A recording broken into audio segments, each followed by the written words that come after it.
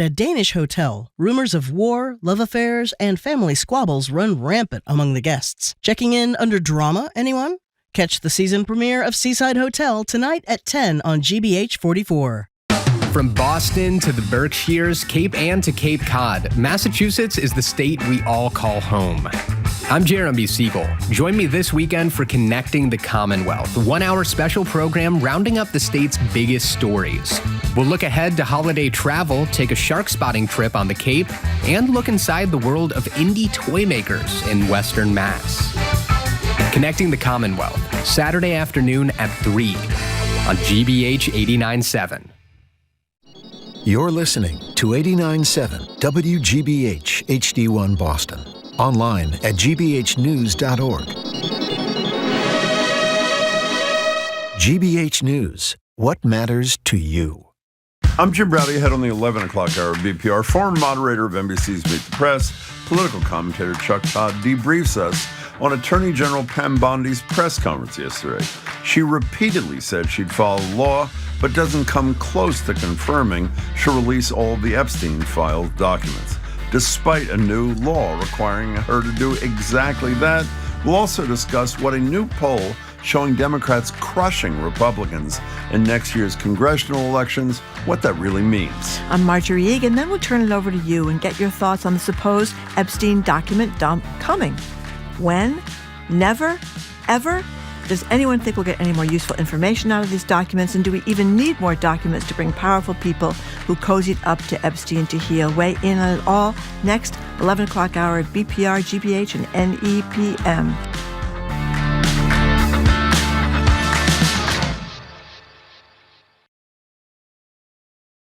Live from NPR News in Washington, I'm Corva Coleman. The funeral service opens this hour for former Vice President Dick Cheney. He died earlier this month at the age of 84. Cheney served as VP under former President George W. Bush, who will speak at today's service at Washington National Cathedral. President Trump said last week he's lowered tariffs on some food items, such as coffee and produce. Other tariffs are still in place and will affect consumers.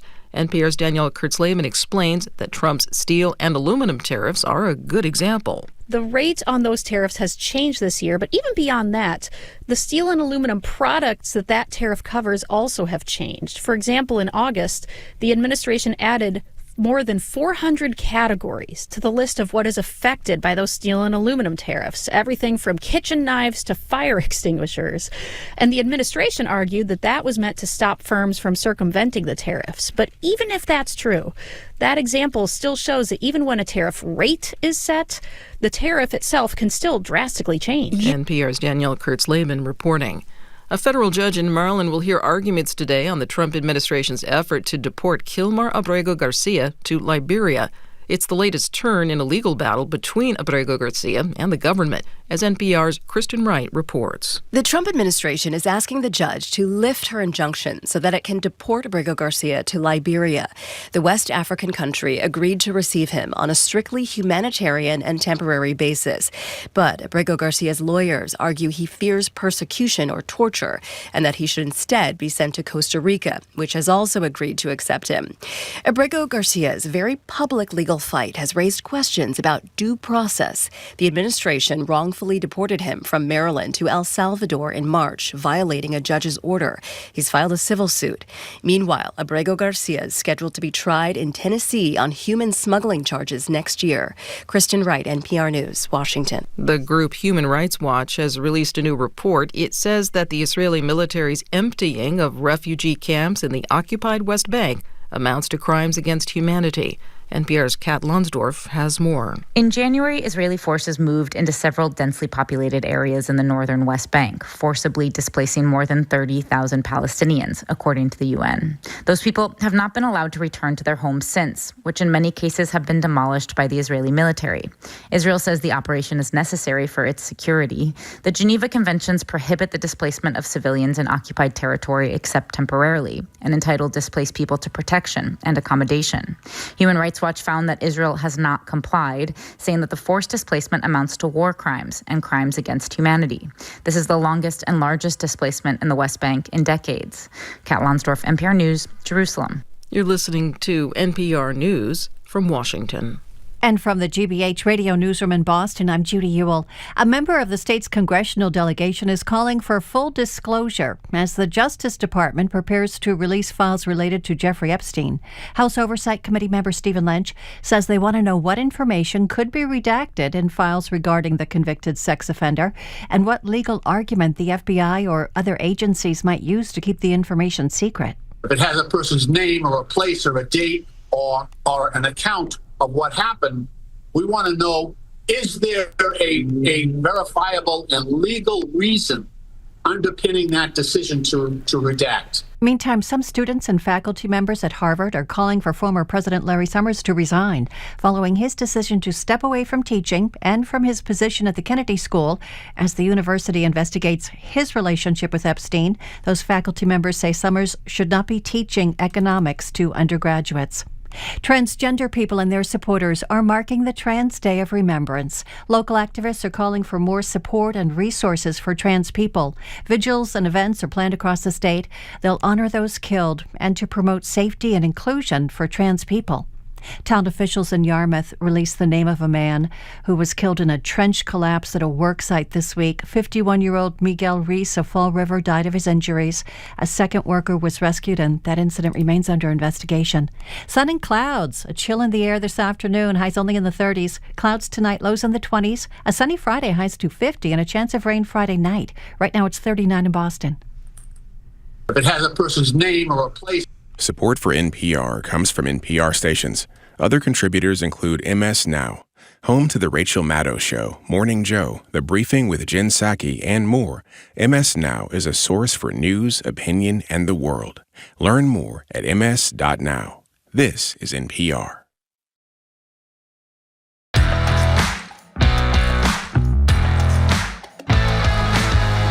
Eastern Browdy, I am Marjorie Eakin. You're listening to BPR and GBH and NEPM. We are streaming at youtube.com/GBH News. We're going to be back at the Boston Public Library tomorrow, joined by drag queens Jinkx Monsoon and BenDeLaCreme ahead of their holiday show. They're going to be zooming in. Hello, Jim. And by the way, a ton of you are writing about the incredible 30 Minutes with Yo-Yo Ma yesterday at the library. It's online. Go to youtube.com/GBH News. Here now via Zoom, political analyst Chuck Todd. Chuck's former moderator of NBC's Meet the Press and host of the show Sunday Night with Chuck Todd on the platform Newsphere, NOOsphere. He's also host of the Chuck Toddcast. You can find the Chuck at thechucktoddcast.com or youtube.com/@thechucktoddcast. Chuck, by the way, he wouldn't say this, we will, is interrupting a taping to be with us today. Thank you, it's Chuck. a real pain in the you-know-what. We really appreciate it, Chuck. How you doing? Well, I'm at the New York Historical Society, actually, where I just taped a sit-down with Walter Isaacson. How cool. For Newsphere. Yeah, that'll be next week's Thanksgiving episode. So the famed biographer of all these people. I just want to say, I'm sure your interview is good, but it will be nothing compared to the interview I did with him on television 20 years ago. Oh, my God. Where is Walter Isaacson... He was just telling me about it.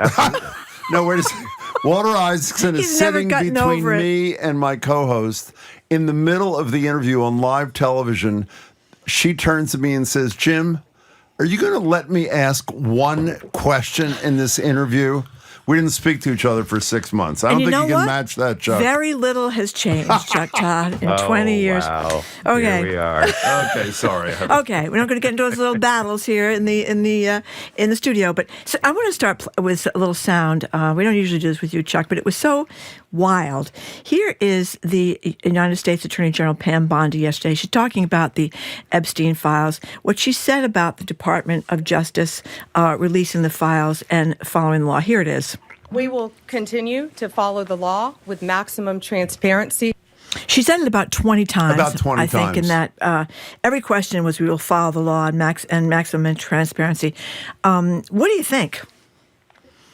I think that we're not going to see a lot of these records in a month. I think I think it's pretty clear that the minute she created a new active investigation, she was actually not going to have any choice, right? Well, I say not any choice, but if you're going to open an active investigation, then you can't, release these files. So it feels like a little bit of, I think if you're of certain, let me just put it this way. It certainly feels pretty convenient that the law is going to be on their side in not releasing these files anytime soon. Do I think we'll eventually see them? I do, but at the least politically damaging time they can find.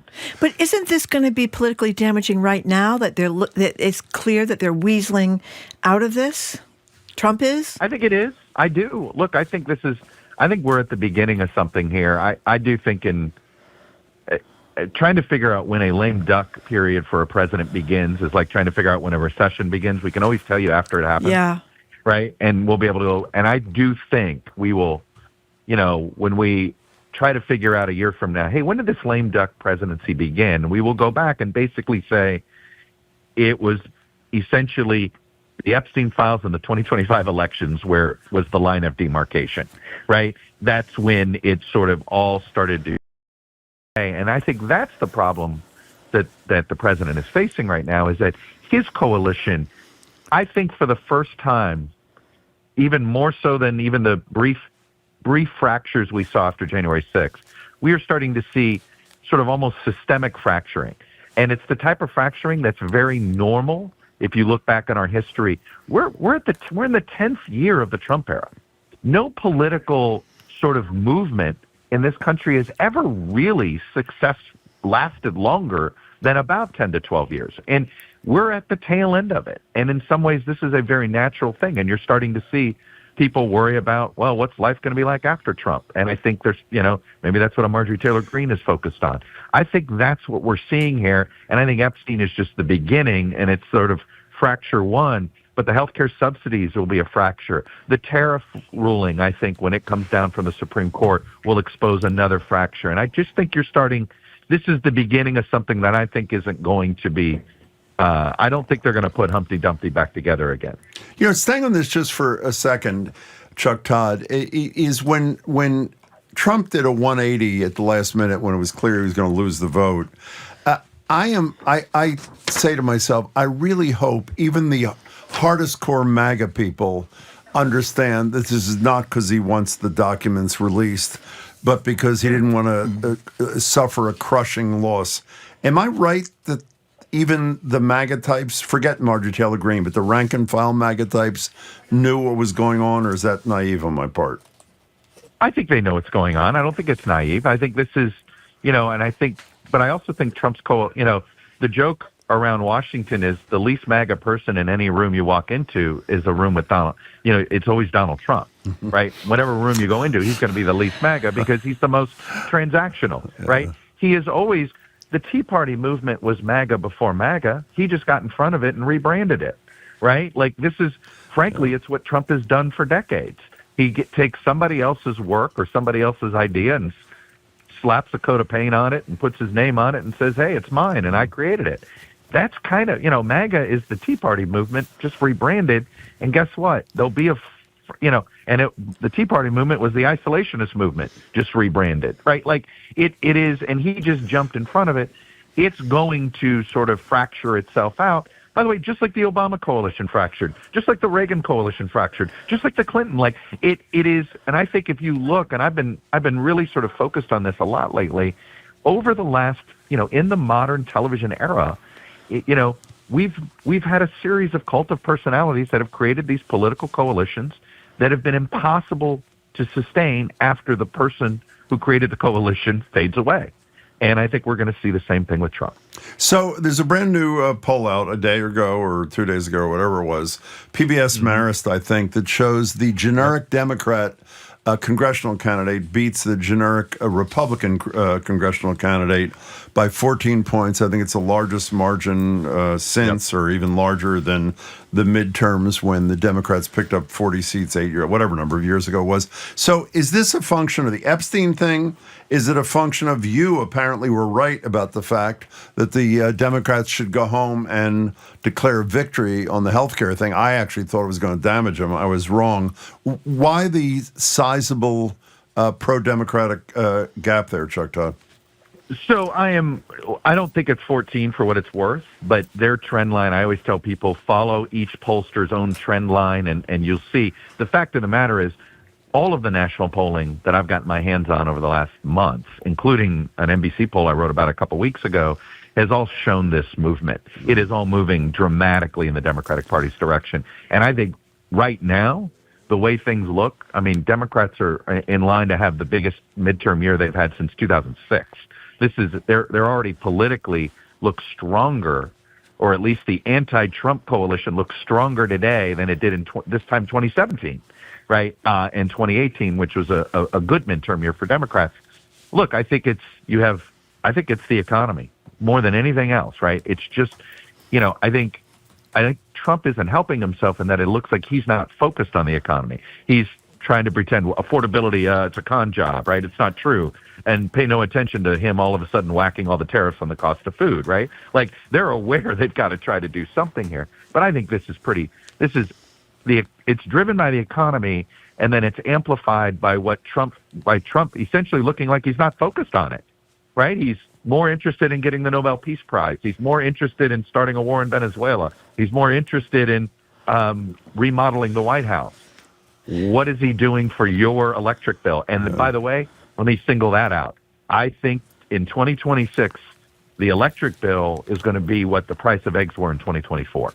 It's going to be the symbol that everybody talks about when it comes to the affordability crisis in America. Well, especially when you link the electric bill with the fact that we are doing nothing to with green energy, which could produce all these manufacturing jobs. We've taken manufacturing jobs away right here in Massachusetts and Rhode Island with the wind farms there. And that's obviously linked to people's electricity bill. I think that... Well, and down in my neck of the woods, there's a lot of anger at these AI data centers. And in Virginia, there's a lot of evidence that these data centers actually are directly impacting the cost of electricity. Yeah. That's not everywhere yet, but that is definitely the issue here in Virginia. So, Chuck, getting back to all the polls you've seen have been trending in this direction, and whether it's 14 points or not, there's a pretty big gap. Sure. Let's assume, as absurd as it seems, that rather than proposing to write people a check to buy their own health care, which about 3 people in America are capable of doing competently. I don't understand why he said that. Because it's personal control, but and right it sounds away good. You think, I'm going to be dealing with all these different fine print and 7 different plans? But I guess my question is, let's assume he fades, Trump, and decides, okay, we'll do something on the subsidies. The economy begins to turn around modestly, not dramatically. Yeah. Can a gap that big turn around in 12 months, or is this sort of baked in? I think, I think June, tell me where the economy is in June, because how the economy is in June is how people will feel the economy is in November. Okay, and I think we're not quite there yet. You are a little more bullish than I am. I think that we haven't seen. Look, we're already seeing evidence of a slower Christmas season. Holiday shopping is down. I think it's going to be a rough first and second quarter of 26 on the economy, and that likely will be politically disastrous for the Republicans. But we'll see, right? I mean, maybe the Supreme Court saves this economy by getting rid of all the tariffs, but I just don't think he's going to be capable of accepting the loss, and instead is going to keep fighting it, which is only going to mess with costs, mess with inflation. And if he does these checks, well, they're going to be inflationary, and he's demanding that the Fed lower interest rates, which would also be inflationary. I mean, if he gets his way, this economy gets worse, not better. So is it have potential to be bad enough? Almost everybody's talking about the House going Democratic. Almost nobody is talking about the Senate going Democratic. Is that a possibility? I don't think, let me put it another way. I don't think they can claim they've won the midterms if they don't win the House and the Senate. Really? I'm sorry. And I'm not, because it's only 4 seats. It's not easy, but it's not. In 2006, they picked up 6, and they needed 6 seats to win the Senate, and they did it. If it's going to be you can't call it a wave if Democrats don't win the Senate. That's the way I would tell you. It's not a wave unless they win the Senate. Maybe you could talk, but the way we've gerrymandered, all of the redistricting, we've actually taken more swing districts out of the competitive category. So, Democrats have to probably win the generic ballot by 7 or 8 points in order to both win the House but also win the Senate. And if you take the 2024 results and you say, okay, Democrats are going to perform somewhere between 5 and 8 points better than they did in 24, well, it does mean Ohio is a coin flip Senate race. Iowa is a coin flip Senate race. And depending on who the Republican nominee is in Texas is. But Alaska could be in play. Kansas would be seriously in play. So the map is there. And what I would argue is that, and you know, I've got people that love those political betting markets. Well, if you really wanted to put your money where my mouth is, I would be betting on Democrats winning the Senate right now because you're going to get a good price.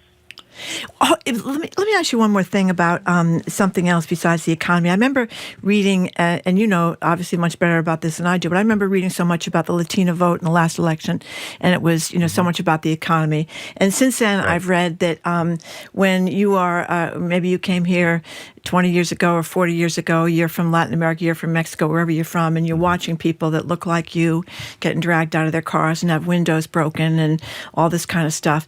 I can't, maybe I'm naive, but I can't help but think that the cruelty of the ICE and Border Patrol tactics is going to impact the Latino vote because these are Latino people. Well, and prices down.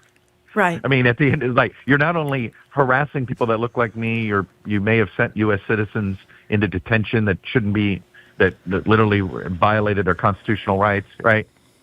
And you're not fulfilling the main promise that you were making during the 2024 campaign. Yeah. I mean, I think all of that accumulate. Look, I go back to something. If the economy is bad, then everything else he's done makes people angrier, right? It becomes, you know how you become, instead of being Teflon Don, he's Velcro Don, right? Yeah. Where then all of a sudden everything sticks to you. When the economy's going well, right, then nothing can stick to you. Ask Bill Clinton in the late 90s, right? How do you get out of a scandal when people are happy with how you've done your job, right? So I think that the ICE raids have more of an impact on the Latino community because in addition, and this economy sucks. Yeah. For that. You know what I mean? It's an and I do think all of these things, he becomes Velcro Don. They all start sticking to him. Epstein sticks to him. Frankly, the inability to get foreign policy deals done sticks to him. What he's doing in Venezuela, all of it sticks to him because, hey, you're not fulfilling the primary promise you made with your presidency, which is bringing down the cost of living. So, Chuck, recently on your podcast, you touched on a topic that I don't want to get emotional about this, but probably matters as much to me and Marjorie as anything you've talked about, because we've done it on our show, a dozen times through the years? Yes. That, namely, is the little bottles of lotion in your hotel rooms. I am so happy that I'm not alone in this. Go ahead. Tell us what your position is. Give us your take. Because I have, you know, I'm on my own sort of November. November is always a travel month for me. I do a lot of speeches, a lot of gatherings, and it just reminded. It is apparently a rule. I don't care whether you're a 5-star hotel or you're you're at the rest stop hotel. You know, they all take their lotion and put water in it. It's all watery messes, and it just drives me batty. And you know, there's some of these like high-end brand names who clearly think they're getting free advertising, and all I say is like, "Hey, I'm never buying this lotion. Is it all watered down?" And you realize this is what they do, you know. And you know, it drives me nuts. Okay, so that's one issue. The other issue that you avoided. Big. For those of us who are worried about moisturizing. Well, I have dry hands now. Me too. But the other issue, which I think you need to address, I mean this respectfully, is how many of those are you allowed to take home at the end of your stay? We've discussed this with the travel writer for the Globe, Christopher Mather. My view is if you're paying good money, you can go into the hall where the cart is for the woman or man who cleans your room and just shove them in. Why would you want to? Well, it's all water. That's right. That's my point. And maybe that's why they do it, because they were tired of people stealing it. So if you make it less demanding, then people won't steal it. Okay. I have a theory that it's gotten more watery since they started attaching it to the wall, and make it harder for you to take, right? They get the big bottles in the shower. They get the big bottles by the sink. The little tiny bottles, I see those less and less frequently now, and that's what I think they've resorted to is maybe they open up the shower and open up the top. The shower's they're on. all trying to save money. There's no They're doubt. all trying to save money. It's like the towels, too. How they make you feel like you got to be sure you... Well, if you really want to know what grinds my gears, I'll give you one more thing. Please. We're ready. Stop charging me extra for the internet. If you actually just put it on my hotel bill without me looking, I wouldn't be irritated by it. But it really pisses me off, right? You're spending all this money in a hotel, and then they say in here, and by the way, we need $25 extra for you to use the internet. Exactly. At this point, can't you put it all in one? I feel that way about plane tickets too. Just give me one bottom line price. Stop nickel and diming me in addition to the bottom line price. Well, there is, again, I mean this respectfully, there is a way to address that additional charge, Chuck, which I assume you're aware of. What's since that? you're a big traveler. Yeah. You take a towel or two. That's what you, is that a problem for Take you? the tray cloth. How many bathrobes do you own? Or how many bathrobes have you acquired? You clearly walk away with the bathrobes. You acquired.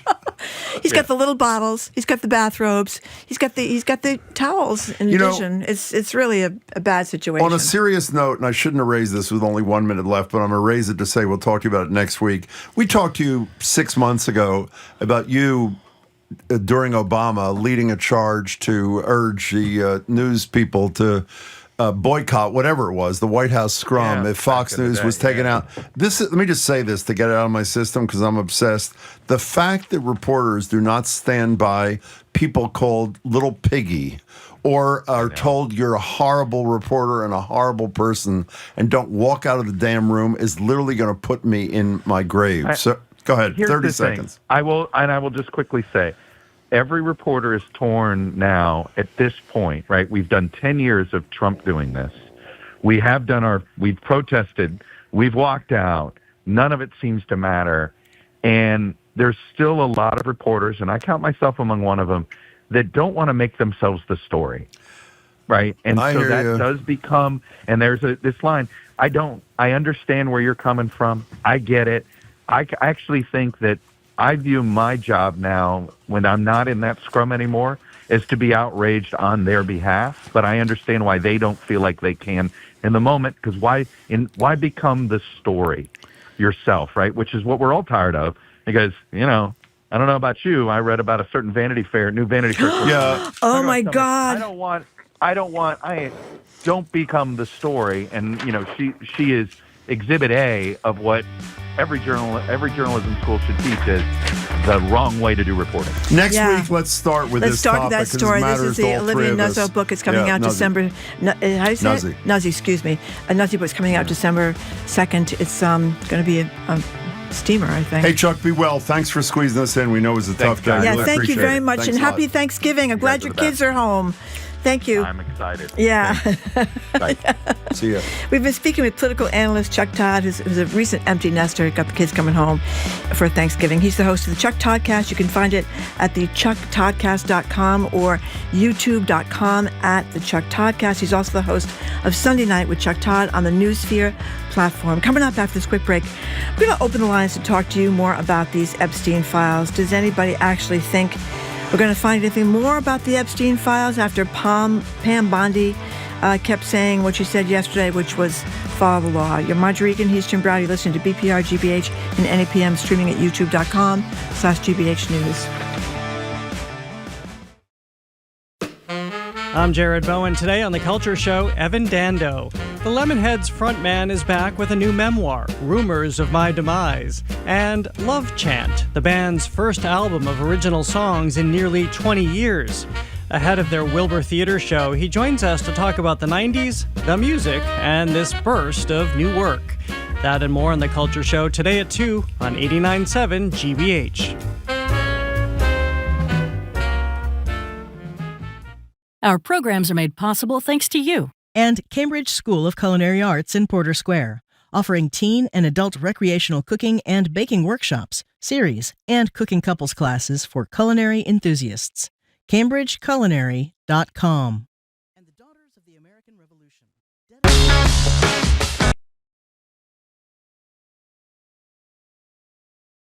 Welcome back to BPR and GBH and NEPM. Marjorie Egan, Jim Browdy, streaming at youtube.com/GBH News. We're obviously back at the library tomorrow. Hope you join us. If you're just tuning in, we're going to continue a discussion we start with Chuck, opening lines for the rest of the hour to get your thoughts on the so-called Epstein files that have the Republican Party in conflict after Congress voted virtually unanimously to compel the Department of Justice to release more information. Trump signed that bill into law yesterday. How many cameras were at that, Marjorie? There were 0. None. Yeah. How much of a fanfare? None. Here's Attorney General, I really should say Donald Trump's lawyer, Pam Bondi, commenting on the document dump yesterday. So we have released over 33,000 Epstein documents to the Hill, and we'll continue to follow the law and to have maximum transparency. Also, we will always encourage all victims to come forward. We will continue to follow the law with maximum transparency while protecting victims. We will follow the law. The law passed both chambers. By the way, it didn't matter what if the question was, what are you having for dinner tonight? She would have said, we will follow the law and be maximum transparent or whatever. Does anyone actually believe we're going to get any more information and accountability for those men who violently sexually abused girls, or at least allowed others in their circle to do it, and are guilty as a result of that? There are one or two Republicans who are warning Bondi. I think it was Tom Tillis, and I can't remember. And Murkowski. Two Republican senators are warning Bondi that anything short of full document release will not satisfy the base. By the way, Tillis is retiring, and Murkowski's an outlier because she has courage in the Republican Senate. So what do you make of the latest development? Do you think we'll ever see everything in the documents as the law requires? By the way, the law gives the Department of Justice 30 days to release it. We'll explain to you what the loophole is going to be in a minute. And what does accountability look like in 2025 with Epstein's dog who didn't bark birthday buddy in the Oval Office? The number's 877-301-8970. Can I just explain this one thing? Yeah, I want to explain one thing first. Sure. We've been talking about this matter of the Epstein files. We're talking about the elections, Democrats versus Republicans. I just took a quick look at the text messages. They're all about hotel room bottles and whether or not there's too much water in the hotel room bottles. Not surprising. I mean, that's who our audience is. That's who we are. I love it. In any case, and how much you steal, that's the other theory. I'm sure you've heard this all on radio or television, or you've read about this.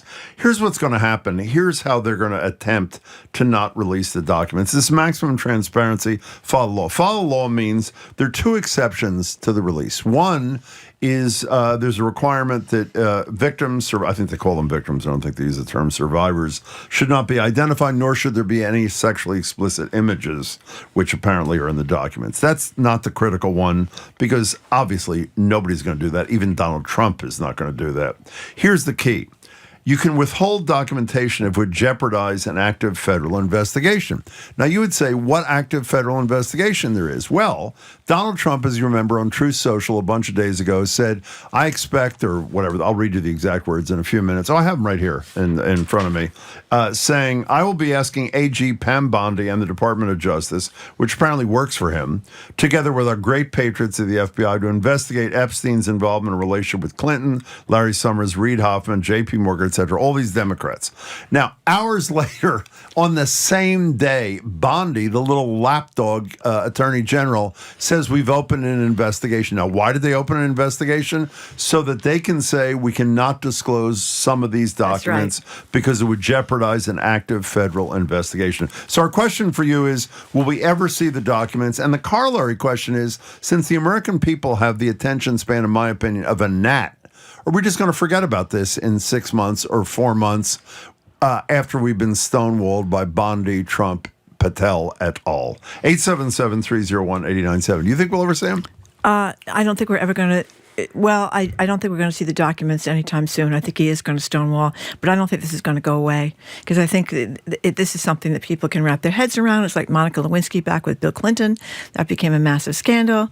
He ended up they impeached him over it. He didn't end up getting the vote, but he was impeached over it. And I think it's the same thing with this. You have all these young women holding up pictures of themselves when they were girls, very, very young girls in some cases, 14 years old. And I'm plowing through this book, even though it's very upsetting. Nobody's Girl. Yes, which is number one on the bestseller list. I mean, it's just so creepy to think about these rich old guys and these 14 and 15-year-old girls who had no options in their lives because they came up in difficult circumstances like this Virginia Giuffre. So Pamela in Maine texts, we would get more answers at a seance talking to Epstein himself.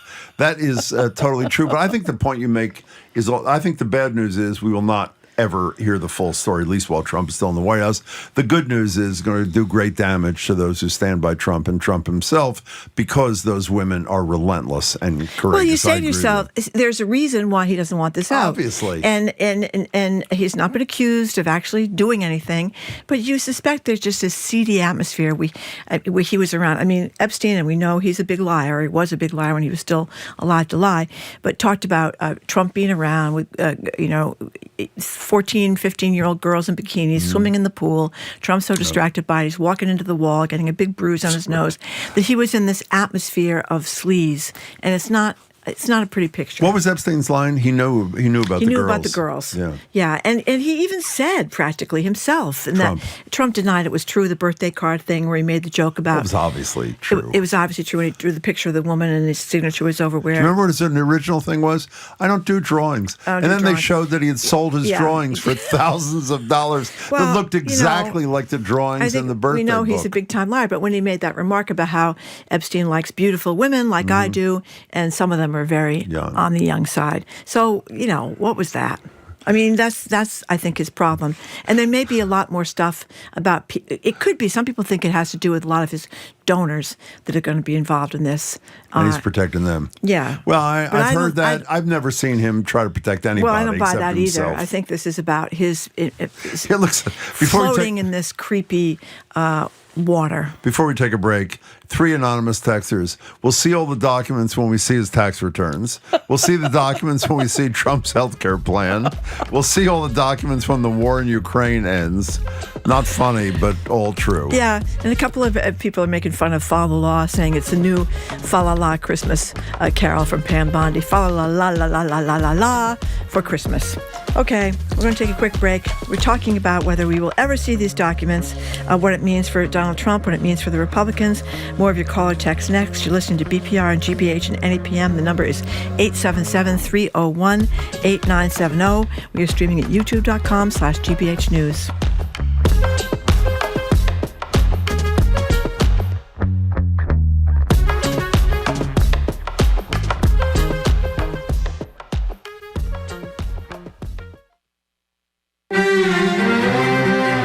In Indonesia, there is an effort to stop heavy rains from causing environmental damage. Pilots fly planes into an approaching storm and trigger clouds to dump much of their rain over the ocean before reaching land. We can conclude that it's efficient and it's successful. Skeptics argue otherwise. That story next time on The World. This afternoon at 3, here on GBH News 89.7. Support for GBH comes from you. And UMass Lowell, ranked #1 best value public university in Massachusetts by the Wall Street Journal and U.S. News and World Report. Learn more at uml.edu/rankings. And New England Botanic Garden at Tower Hill, presenting Nightlights, a celebration of the season with dazzling light displays and festive activities for all ages. November 22nd to January 4th. nebg.org.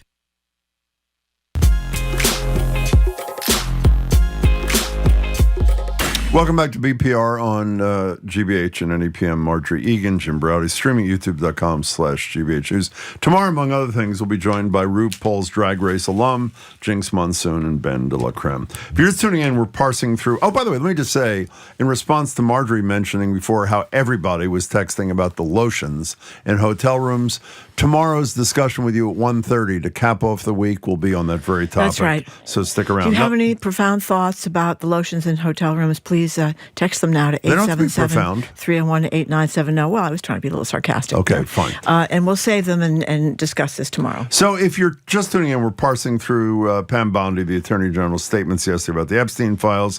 She said repeatedly, I'll follow the law and I'll be maximum transparent or some such thing.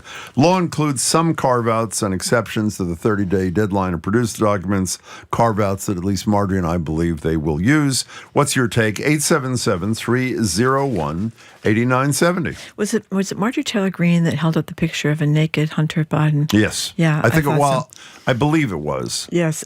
We should double check that. But there was a naked Hunter Biden picture held up in Congress. Remember that? I'm pretty sure it was her. I'm not sure. David in Conway, hi. Good morning. And to you. Pam Bondi will run interference for Trump as long as she can. But let's remember that she just got busted lying to a federal judge about reading grand jury testimony that never happened. So let's see how far she gets. That wasn't Bondi. That was the U.S. attorney who indicted Comey. Yeah, but it's still part of the Justice Department. Yeah. But she also wrote a paper saying that she had read it and signed off on it. Oh, I didn't know that. That's important. So in any event, she'll run interference for as long as she can. And do you think that Trump and his allies pay a price for delay and distract, or no? I don't know that they pay a price, but I know that a lot of people are going to be moving to non-extradition countries, for sure. And this will give them the time to get their affairs in order and get out of the country. Marjorie, can you stop there? Are going down. You laughed at what David said. I never thought of that. I think he may be right. That really is an interesting perspective.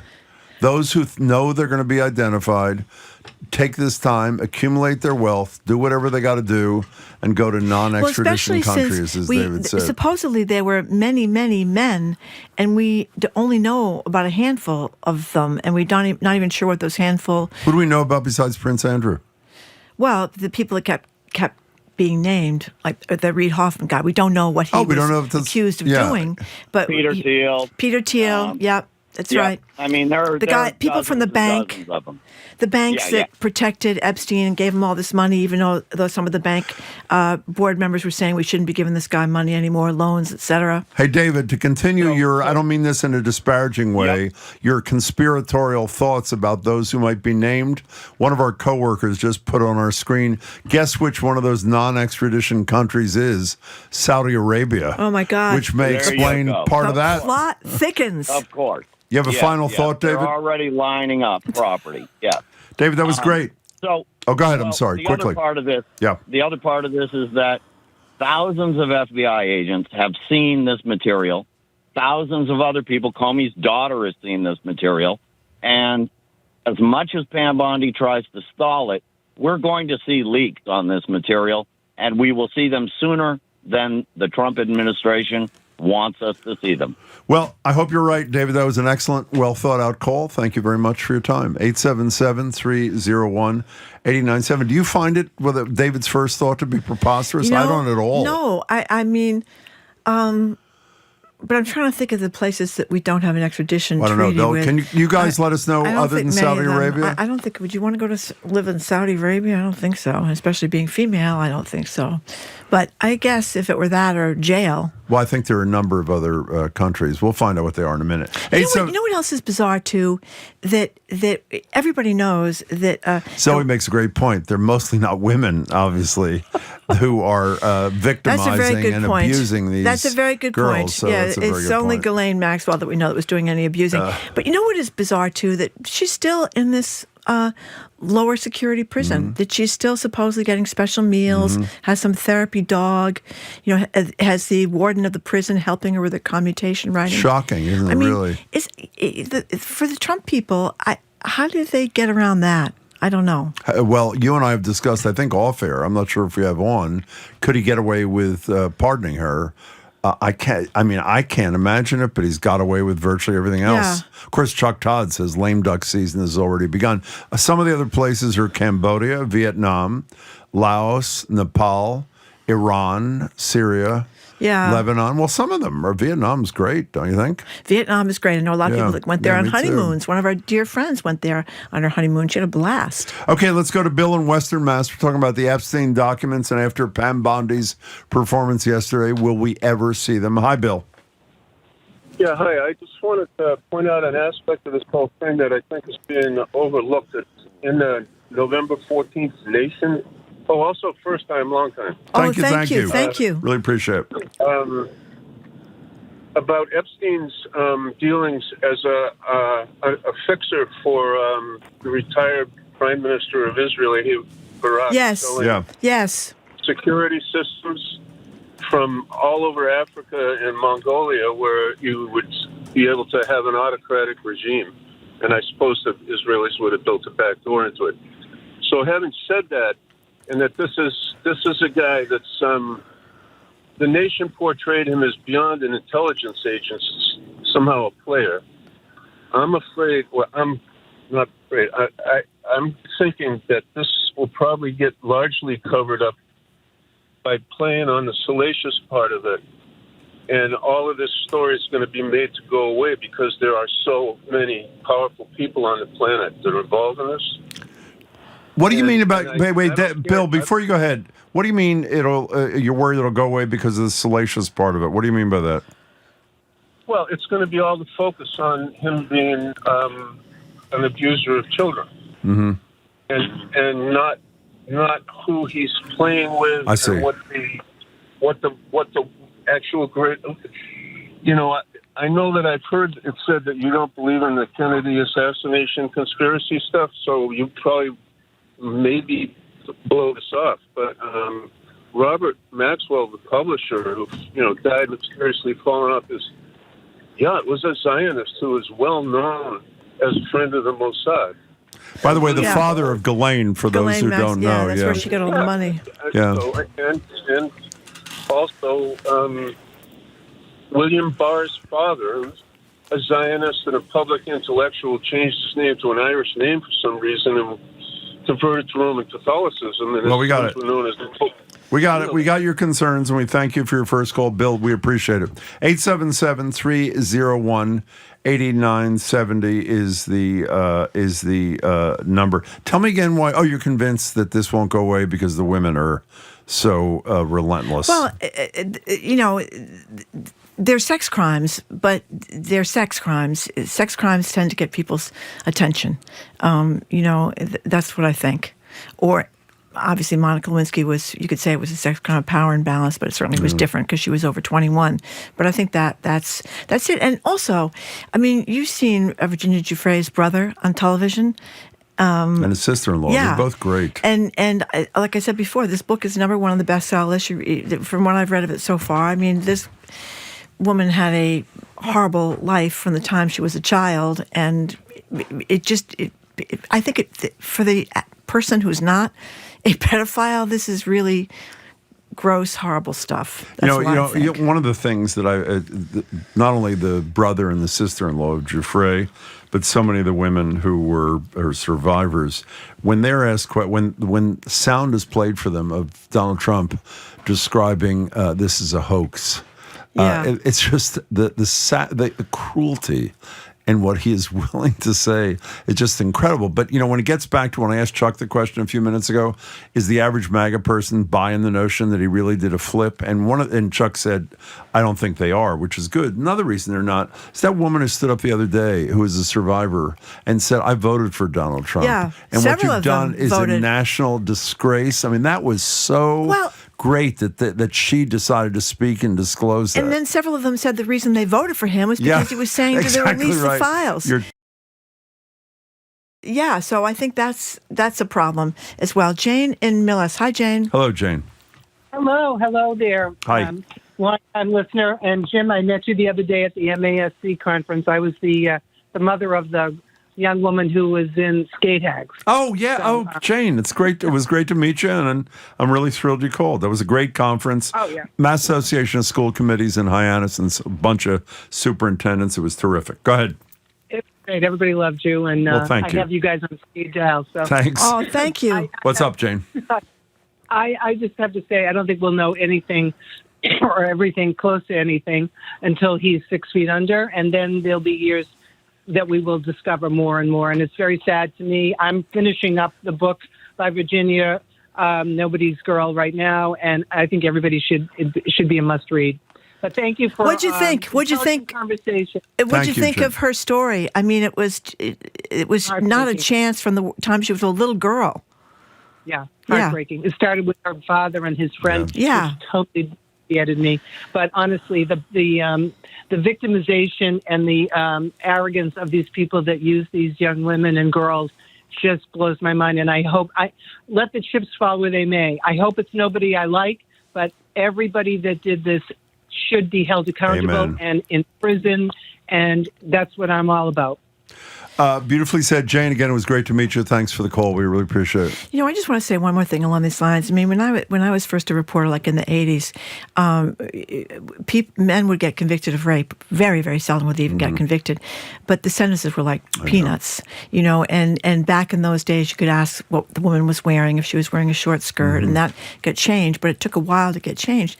So we have a very short history of taking violence, sexual violence against women seriously. We just haven't done it. What was the name of the famous prosecutor who helped change the law in New York State? Linda, we had her on the show. Linda Fairstein. Yes. The law in New York State, when I was a young lawyer in New York City, people are going to find this hard to believe. This is the law that you could not convict a man of rape unless there was a corroborating witness, meaning the word, by statute, the word of the woman by itself, no matter how convincing, was not enough for a conviction. There had to be independent, either another human being or some other corroborating evidence. It's incredible. Carol in Boston, hi, welcome. Oh, hi. Yeah, I really was just calling in to leave you this information. First time, what's the expression? First time, long time. Thank you. Go ahead, yeah, Carol. really, seriously. That people would move to countries that have no extradition with the U.S.? Yeah. Better than that, I remember that Peter Thiel, reading an article about Peter Thiel buying citizenship in New Zealand. So they can move to a country in which they're a dual citizen. They also have citizenship, and I'm willing to bet you New Zealand's not going to extradite Peter Thiel to the United States if he's a citizen.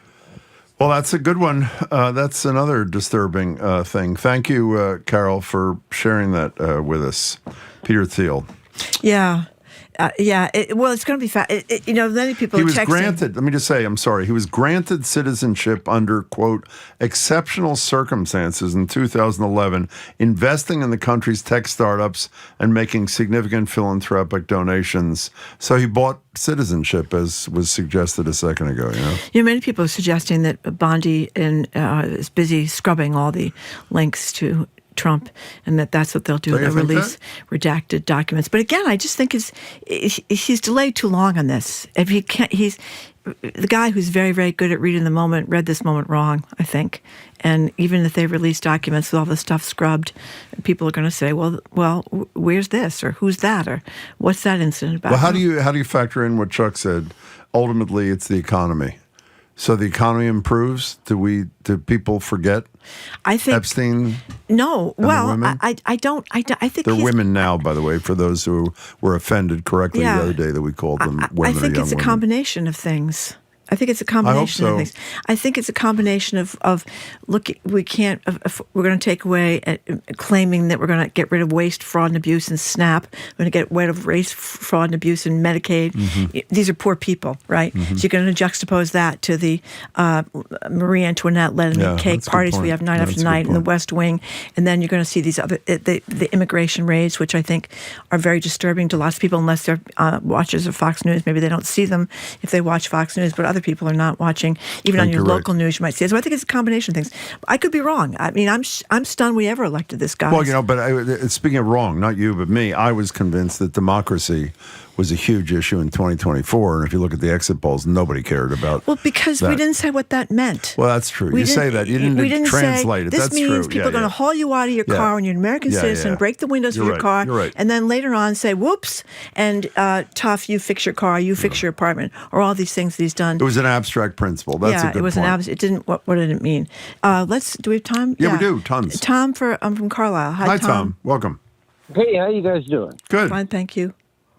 Okay, hey, listen, I got two things. One is that I don't know, nobody knows if Trump ever molested anybody, but well, we do know that. We had a jury find him civilly liable for sexual assault, sexual abuse. Yeah, right. So we do know that. And we've had 20-some other women accuse him of groping. And he said he could grab women by the you-know-what. So, I don't know. When there's smoke, there's fire, Tom. Go ahead, Tom.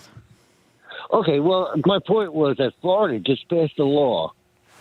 I'm from Miami. Okay. And Florida just passed a law where if you know a pedophile and you don't turn them in, you're just as guilty as they are. And that, I don't know if anybody's ever broken that up before. Well, there's laws. For 15 years. Yeah, I don't know about the Florida law. I know there's people that are first responder things. Well, people that are obligated to report. Reporters. I'm sorry. If you're a teacher, you're a doctor, you're a nurse, and you know about child abuse, you're required to report it. Mandated reporters. Thank you, Zoe. I got the language wrong. Thank you. But I don't know. I don't know enough about the law in Florida, Tom. But thank you for the call. 877-301-897. We had anybody say that they think the Epstein documents are going to be released in a full and transparent way? I don't think so. Nobody thinks. Ellen in Westport. Hey. Hi, it's me again. We know it is. Hi, Ellen. Nice to talk to you. I just love you also. Ellen, this is not working. We got a bad connection. We'll put you on hold. Go in another room or another car. Drive to another city or something. We'll try again in a minute. You want to know something? I have to say, I am. It's pretty good that the American people are responding to this like they're responding to it. And you might say, in a sane world, who wouldn't respond to this kind of violent cruelty directed at girls? And but so much of the cruelty of Donald Trump about other people, to other people, has been excused or ignored, and this hasn't. And so the primary difference, by the way, I hate to repeat it, but you touched on it a minute ago, is the reminder is not people who are suffering from Trump derangement syndrome, like we're accused of all the time, but these women are just, how do you not respect them and believe what they say? And that's one of the reasons why I think Marjorie Taylor Greene, she always puts on the women, by the way, has been so persuasive here. Not only because she stood up to Trump, but she always talks about how the women are the ones who did it. And there's a big racial element too here. We've talked a million times about how black women get killed and nobody pays attention. Yeah. You kill a blonde woman and suddenly it's all over the news for weeks and weeks and weeks. And I hate to say, but that's part of this too. These are white women, and a lot of them are 14-year-old blonde white women, and so I think that it shouldn't be that way, that there's that racial difference, but there is. And lots of people are pointing out too that when we elected Trump the first time, I don't think any of the women that accused him of any kind of sexual misconduct were young. They might have been 22, but they weren't certainly 14. Not minors. Except for the women from the Miss Universe pageant. Or Miss Junior. Was it Miss Junior? Miss Universe, whatever it was, that were teenagers. And they talked about him coming in and looking at them when they were changing their clothes. By the way, that thing you were talking about, remember that term was coined, I think, by Gwen Ifill, that missing white woman syndrome thing, which really described it perfectly. We have time for Bobby in Somerville, and that'll do it. Hi, Bobby. Welcome.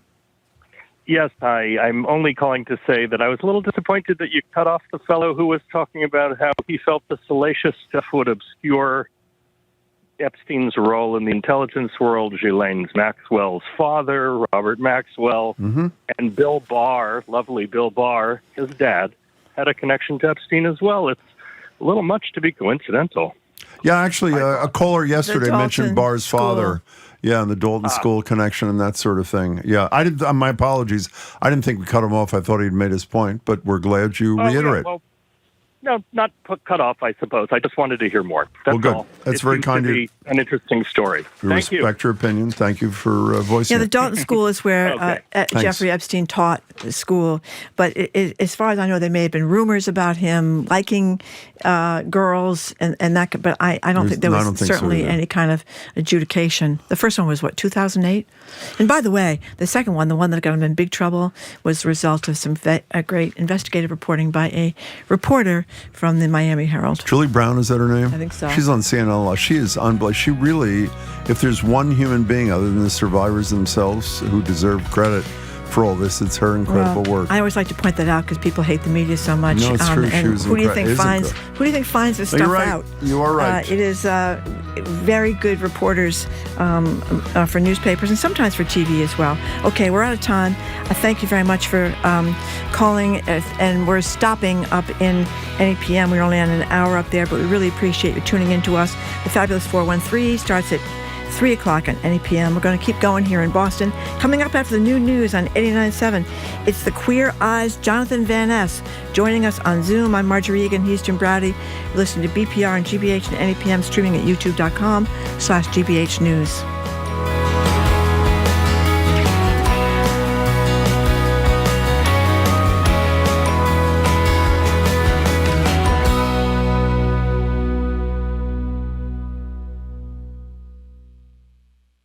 It's not over yet.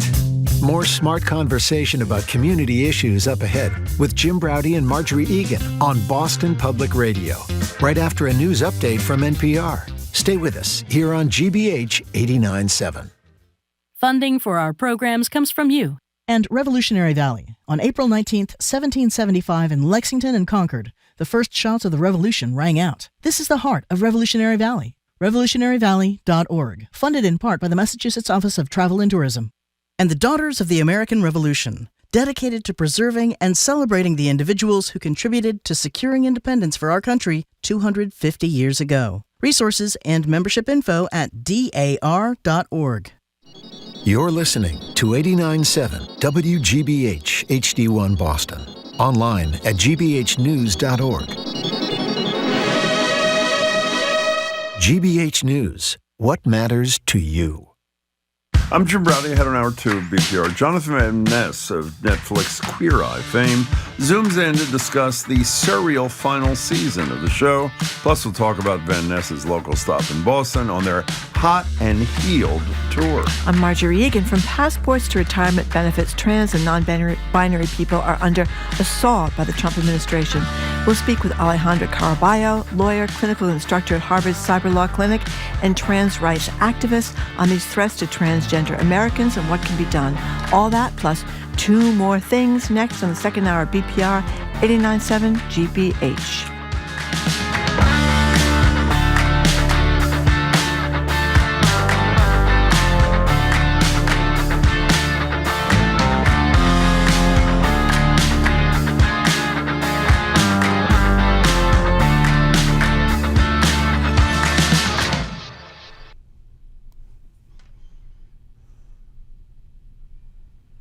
NPR News, I'm Lakshmi Singh. Mourners are gathered inside the Washington National Cathedral for former Vice President Dick Cheney's funeral. Former President George W. Bush is among those to eulogize his former vice president. Though not a happy assignment, I do consider it an easy one, because there was so much to like and admire about Dick Cheney. Dick was a stoical man, and I doubt he left his life with any complaints about the time given to him or its end. Cheney was one of the most powerful political figures of his time. The Republican served as White House Chief of Staff, a member of Congress, a defense secretary, and a vice president alongside President George W. Bush for 2 terms. Cheney was a chief architect of Bush's war on terror post 9/11 and a force behind the U.S. invasion of Iraq. In his later years, Cheney was still a hardline conservative, but did not support President Trump, whom Cheney described as the greatest individual threat to our republic. Neither Trump nor Vice President J.D. Vance was in attendance. The Labor Department says U.S. employers added 119,000 jobs in September, more than expected, but job growth in the summer was weaker than first reported. NPR's Scott Horsley reports the new numbers were delayed by the 6-week government shutdown. The report shows hiring was uneven in September. Healthcare and hospitality continued to add workers, but factories and warehouses shed jobs. The unemployment rate inched up to 4.4%, while the workforce grew. Job gains for the 2 previous months were revised down by a total of 33,000 jobs. While the information in today's release is somewhat stale, it's the last jobs report the Federal Reserve will get before its next decision in December on interest rates. Snapshots of the October and November job market have been delayed by the government shutdown. Some of the October figures, including the unemployment rate, were not gathered at all. Scott Horsley, NPR News, Washington. The CDC has made a dramatic shift in its position on vaccines and autism. More from NPR's Rob Stein. The CDC's website now says a link between vaccines and autism cannot be ruled out. That's a sharp reversal from the CDC stance that there is no link. The change comes even though a connection between vaccines and autism has long been debunked by a large body of high-quality research. But Health Secretary Robert F. Kennedy Jr. has long promoted the discredited claim. The CDC's change is alarming public health experts. They are already worried about a drop in childhood vaccination, which has led to a resurgence of dangerous childhood diseases like measles and whooping cough. Rob Stein, NPR News. The Dow is down 39 points. This is NPR News. And from the GBH Radio Newsroom in Boston, I'm Judy Ewell. Former Harvard President Larry Summers is stepping back from his current position teaching economics to undergrads as the university investigates his ties to Jeffrey Epstein. From our higher ed desk, GBH's Kirk Carapezza reports Summers is also taking a leave from his role as director of the Kennedy School Center for Business and Government. A spokesperson for Summers says his co-teachers will handle the final classes of this semester and that he's not scheduled to teach in the spring. Before announcing his decision Wednesday night, Summers said he has great regrets in his life and called his relationship with Epstein, quote, a major error in judgment. But students and faculty said that wasn't enough. Many professors suggested Summers should resign or retire, arguing he shouldn't be teaching economics to undergraduates. Kirk Carapezza, GBH News. Senator Ed Markey is reiterating his support for trans people as those lost to anti-trans violence are being remembered today. Markey said in a statement, trans rights are human rights. He said it's hateful and cruel to take away their access to gender-affirming care and to target trans youth. Vigils and events are planned across the state on this Trans Day of Remembrance as activists and loved ones remember those who died and call for safety and inclusion for trans people. The tradition dates back to 1998 when Rita Hester was murdered in Alston. Sun and clouds, a chill in the air this afternoon, highs in the 40s. Clouds tonight, lows in the 20s. A sunny Friday, highs to 50, and a chance of rain Friday night. Rain to start your weekend, then sunshine Saturday. Right now, it's 43 in Boston. Support for NPR comes from NPR stations. Other contributors include Charles Schwab, offering investors choices like full-service wealth management, advice, investing, and trading on Thinkorswim. Learn more at schwab.com. And from the Doris Duke Foundation.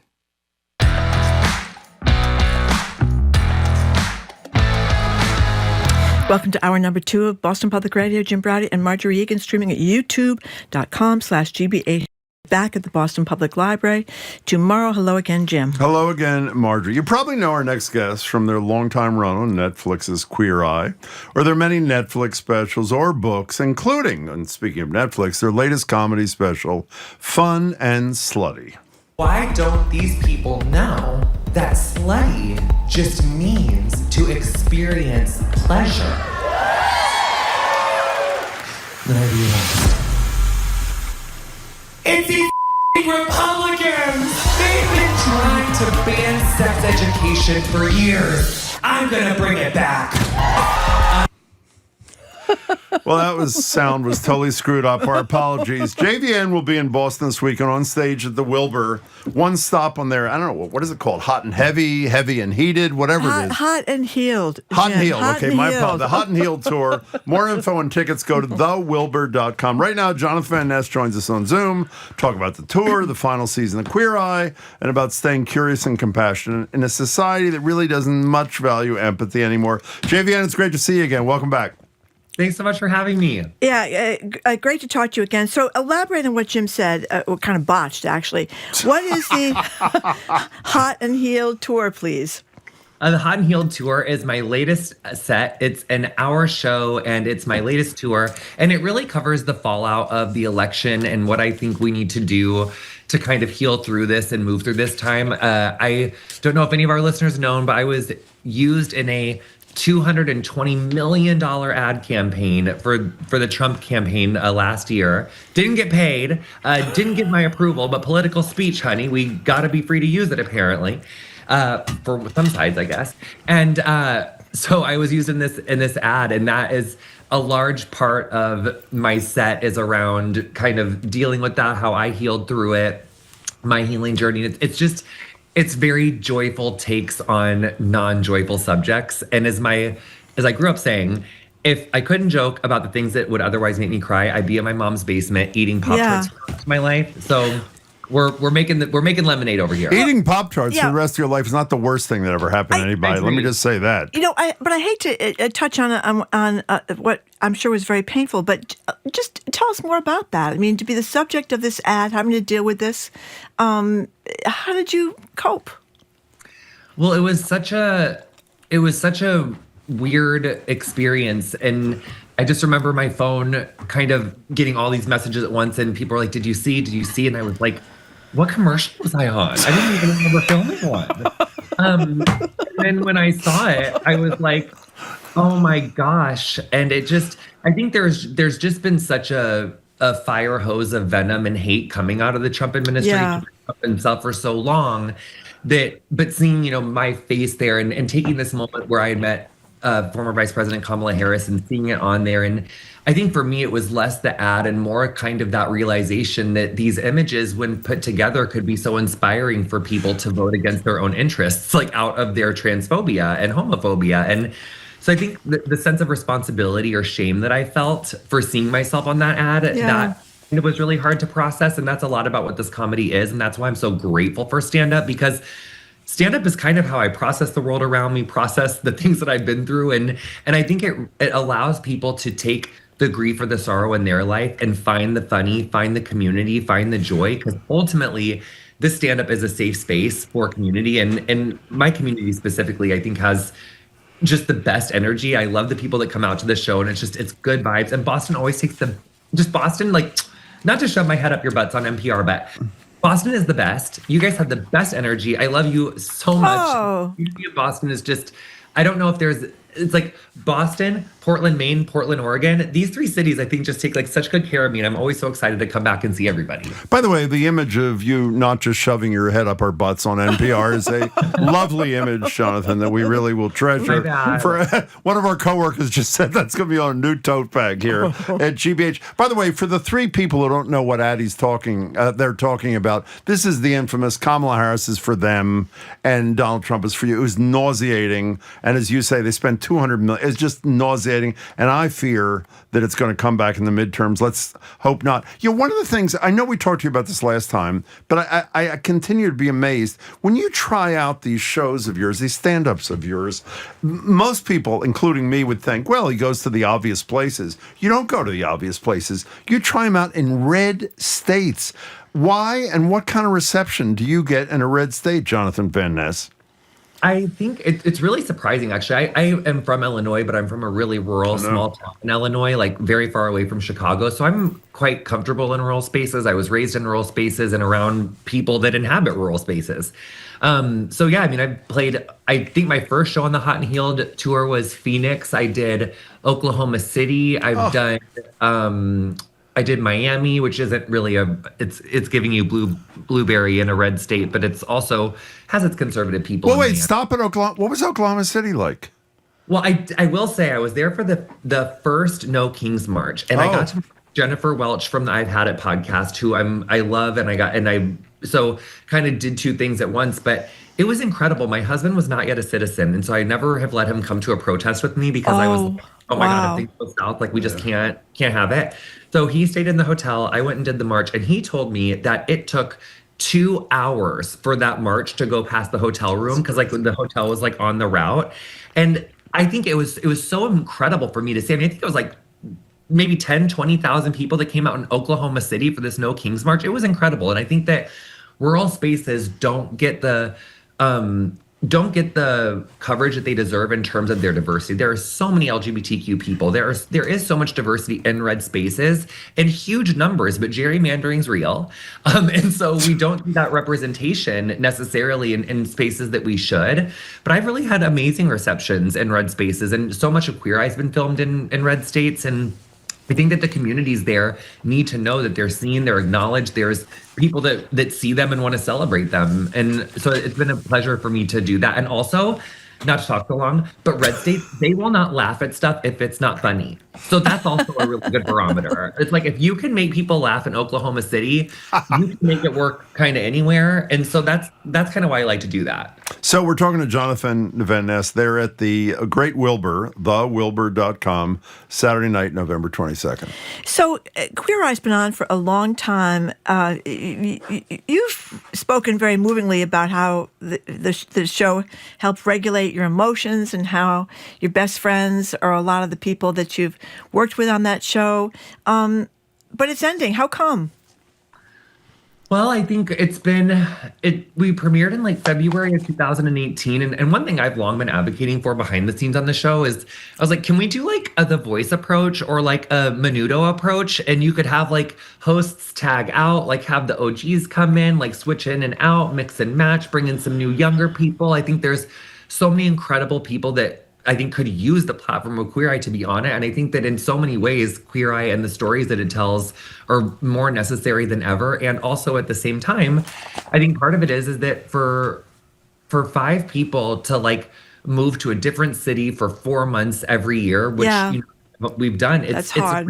It's huge. I mean, I've been married this time. I've lived in Atlanta, Kansas City, Philadelphia, New Orleans, Las Vegas, Washington.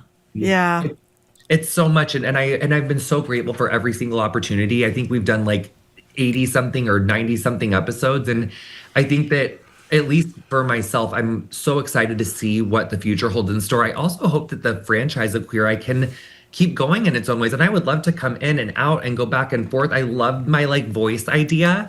You know, like how the coaches like tap in and tap out. And I think that'd be so incredible. But I do think it is, as a person, it's unsustainable to do forever when you're like moving to different cities so much. And, you know, my cat's 12, Harry Larry, the former weatherman, you know, I gotta like be able to cuddle schmuddle my cat. And he doesn't like traveling like that. But I think that is kind of what I think all of us feel like we could keep going. And also it feels like it's time for us to try something new. But I do wish that the show could keep going and they could just use like new people, different people. And I think that could be really special. So I didn't even think about this till just now. I'm sure everybody listening has already realized this. It started during Trump. It's ending during Trump. And the final season is in D.C. What was it like being in D.C. in the beginnings of Trump 2.0, Jonathan Van Ness? It was really weird. Having spent time in Washington, D.C. and toured there several times and worked there and gone and out for work for a bunch of different things over the last 8 years, it was really surreal. It feels markedly different. And I think that just the chill of censorship is so present. You are just feeling it. And it felt... I got to do my show, Getting Curious, on Netflix years ago, and I remember I filmed with Congresswoman Ayanna Pressley, and we filmed the Capitol like it was like February 2021. Like there were still like military barricades around the Capitol, like it was so close to after the insurrection. And that, I think, was the only time in DC where it felt weirder. Because I mean, like the barracks were still up. But yeah, it felt really bizarre. But also it felt kind of fitting for it to be there, for us to kind of come and finish things up there. But it definitely felt different. If you, I don't know if you ever have, I should know, if you were invited to do something at the Kennedy Center, speaking of DC, would you do it? Well, I think I actually was booked at the Kennedy Center, and then I think I don't know if we got kicked off or if we said no or if they said, I don't know what happened, but I do think I was booked to go there, or we were talking, because I performed there several times, and yeah, I don't think right now, I think there's like other venues in DC that would be better. Interesting that you bring it up though, because when I was in DC filming, I was driving to set this one day and I drove past the Kennedy Center and I had such this moment of like, because when I've toured there, I always like, it's like you drive in the back, I didn't like drive by it that much. And I drove past the Kennedy Center so often while living in DC and was just like, I can't believe I performed there. Yeah. And it made me feel so kind of proud and also at the same time sad that now we have an administration that's like censoring who can perform there. And that just felt like so, wow. Yeah. We've talked a lot about politics, obviously, and you talked about being in D.C. when it was Trump 1 and Trump 2. But you've also talked about Congressman McBride. People probably know Sarah McBride. She's the first openly trans congresswoman. And you talked about how she thinks that the Democrats need to be more graceful with people learning about issues. And you said you agree with her. What do you mean about that? Because the Democrats have been criticized by focusing too much on so-called, values issues, not values issues, what we call them? Social issues. Social issues, yeah. And not enough about the economy and stuff like that. But I was interested in what you had to say about the Congresswoman. Well, I respect Congresswoman McBride very much, and a lot of my set on Hot and Healed is about what I think we need to do to heal and move forward as a country. And part of it is that I think we need to be more compassionate for the people on the right and on the left. And then I do a lot of very funny things on that set. I don't want to give it away here. Okay. But one of the spoilers is like, no, I can't do it. You got to come. Oh, you can't do that. You can't say one of the spoilers is. A little teeny tiny piece. Maybe we could spell the word backwards so we could guess. Well, it's just, if you put yourself in a Republican shoes. Yep. And you look down, those are usually some freaking ugly shoes. And that is difficult in its own way, okay? And suffering is relative, and it's not the biggest problem, but God help us, So that's just all I was thinking about. I just saw George Bush at the funeral today.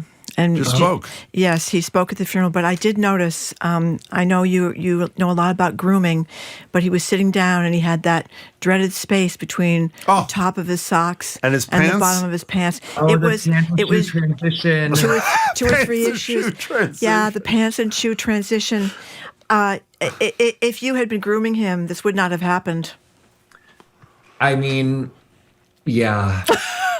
Yeah, that says it all. I think that is true, but I do think that the thing I was going to say earlier about Congresswoman McBride and being more gentle, I think that part of the splintering and the polarization that we've faced is because we have othered people so much, and I think that on the left, we do need to have more space and hold more compassion. I was just interviewing Jennifer Welch from I've Had It on my podcast. The episode hasn't come out yet, but she had famously and virally called out Senator Cory Booker for his, support from AIPAC. And she was talking about how, she's really troubled by that and wishes that he could kind of disavow certain things, and he just couldn't kind of come straight out and say certain things. And then in the next breath, she said, and I would still vote for him if it was him or a Republican. Yeah. I'd still vote for him because his stance on abortion and on queer rights and on a living minimum wage, environmental issues, that will negatively impact, like a queer kid in Mississippi is horribly impacted by a Republican administration.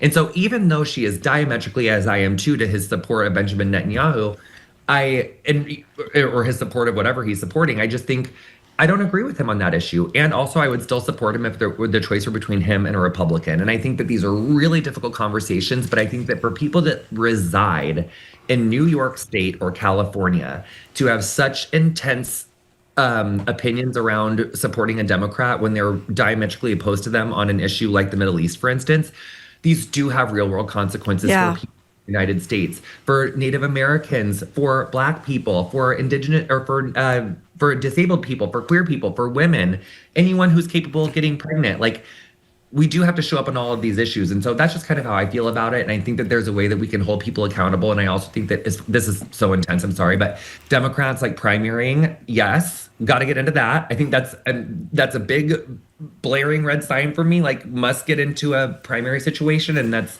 not a bad thing. Like, can we primary each other and still hold our integrity so you're not going into a general just in tatters? So we got to do that better. I'm really fingers toes crossed that we have a midterms 2026. Hey. You know, yeah. I mean, I hope we don't have to pull a South Korean martial law, or we do not have mandatory military service here. So I don't know if our people are going to be that ready to shut it down. But yeah. So I've had something in my mind since Jonathan Van Ness, after we pulled it out of him, told us one line from the about show. The shoes? About the shoes. Yeah, the shoes. I'm going to do one back at you, which you're too young for, but it's a good one. George Burns of Burns and Allen is on The Tonight Show with Johnny Carson on his 90th birthday. Yeah. And Johnny Carson says to him, so now that you're 90, George, do you do anything differently than you did before? And George Burns says, no. Well, actually, one thing I do differently. Whenever I bend down to tie my shoes, I see what else I can do while I'm down there. So if you want to add that, Jonathan, to your thing, apparently not. You can add that to your... So, Jonathan, here's a quiz for you. What photograph do you think Marjorie and I spent minutes this morning admiring in preparation of you coming on? Wow. I'll give you a hint. Your abs were in it. Does that give it away for you? I don't know. I post so many pictures of my abs. It would be well, it was People magazine. You lost a ton of weight. Literally a ton. What was that about? I had a... Oh, it's on this stream right now from People magazine. Go ahead. I'm sorry. I had a really rough 2023 and 2024. And I think for me, that picture on the left was in 2022. And I think for me, I've always, no matter what my kind of outside body looked like, I always felt like beautiful and confident. Like I was like, I like to take my top off. I know. And in 2023, 2024, I had some health things where like I really started not feeling sexy. Like I felt like I looked sexy, but I didn't feel it. And I did not feel good. And so I had some health issues. Got those sorted out, got the green light, and then I realized that I've suffered with binge eating disorder for my whole life. I've talked about it, I've written about it. And I, after talking to my doctor and a nutritionist, was like, my doctor was like, let's, you know, how do we feel about this? What do we want to do? I just had fluctuated so much. And so we decided to start GLP-1s. And so that was in like September of last year.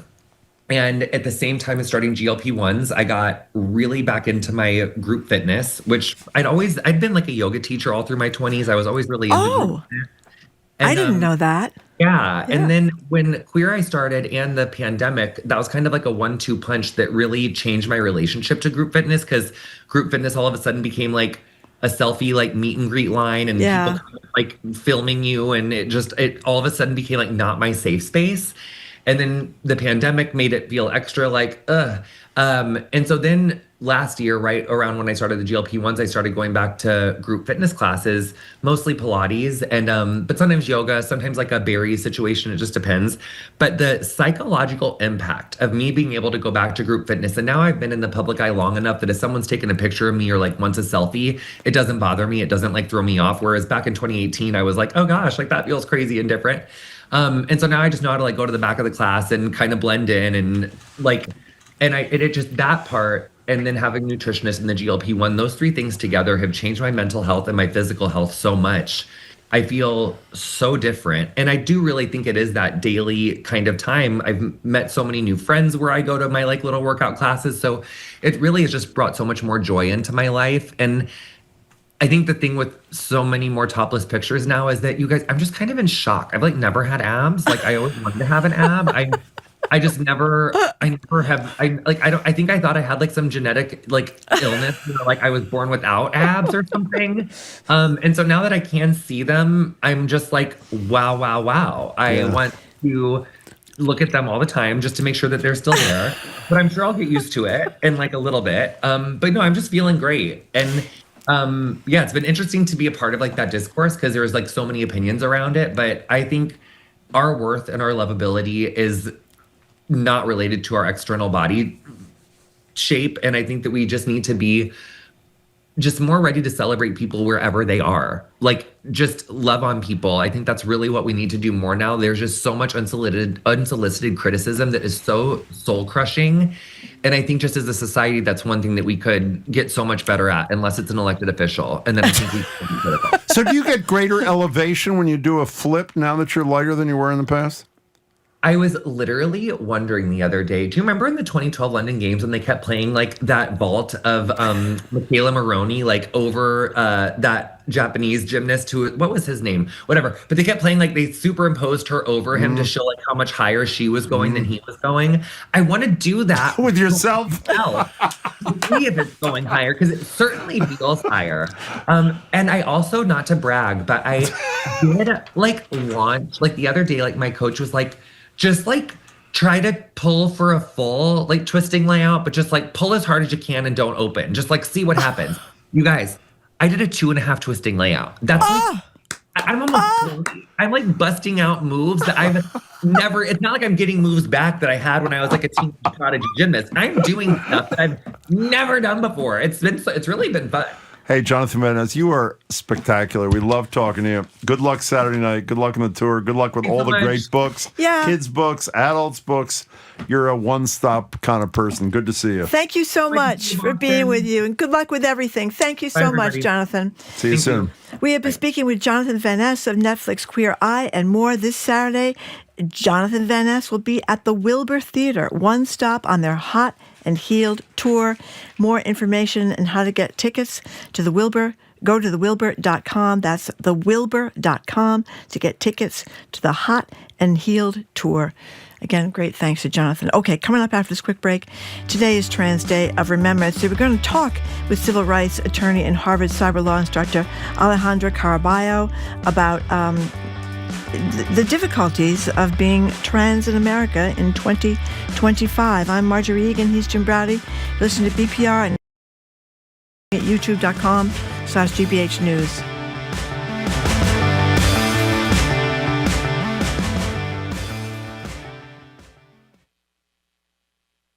From Boston to the Berkshires, Cape Ann to Cape Cod, Massachusetts is the state we all call home.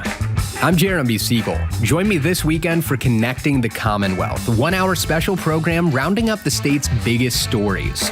We'll look ahead to holiday travel, take a shark spotting trip on the Cape, and look inside the world of indie toy makers in Western Mass. Connecting the Commonwealth, Saturday afternoon at 3 on GBH 89.7. Our programs are made possible thanks to you. And Forge Heat Pumps in Newton. All-in-one heat pumps provide heating and cooling for your whole home or just a single room. Learn more about how they work and how they can help shrink your carbon footprint at forgeheatpumps.com. And UMass Lowell, ranked /1 best value public university in Massachusetts by the Wall Street Journal and U.S. News and World Report. Learn more at uml.edu/rankings.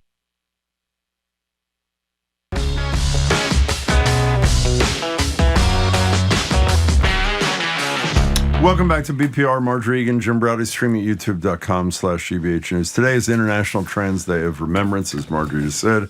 A day meant to commemorate those who lost their lives as a result of transphobia.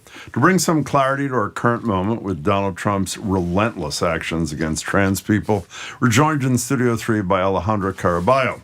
Alejandra is a clinical instructor at Harvard Law School's Cyberlaw Clinic, former staff attorney at the Transgender Legal Defense and Education Fund, and an activist for LGBTQ rights. You find her at Blue Sky, and I say this every time. I know you're sick of this already. One of the greatest ever. At squeer. Is it underscore or .net? .net. .net. It's ESQUEER.net. It's great to see you again. Welcome back. Thanks for having me. Well, I mentioned it being trans extremely tough in the Trump administration in 2025, but I didn't expect this passport ruling by the Supreme Court. So tell people about that. Yeah, basically in a shadow docket ruling that the Trump administration brought up on an emergency posture because they felt it was an emergency that they had to restrict the ability of trans people to change their gender markers on their passports.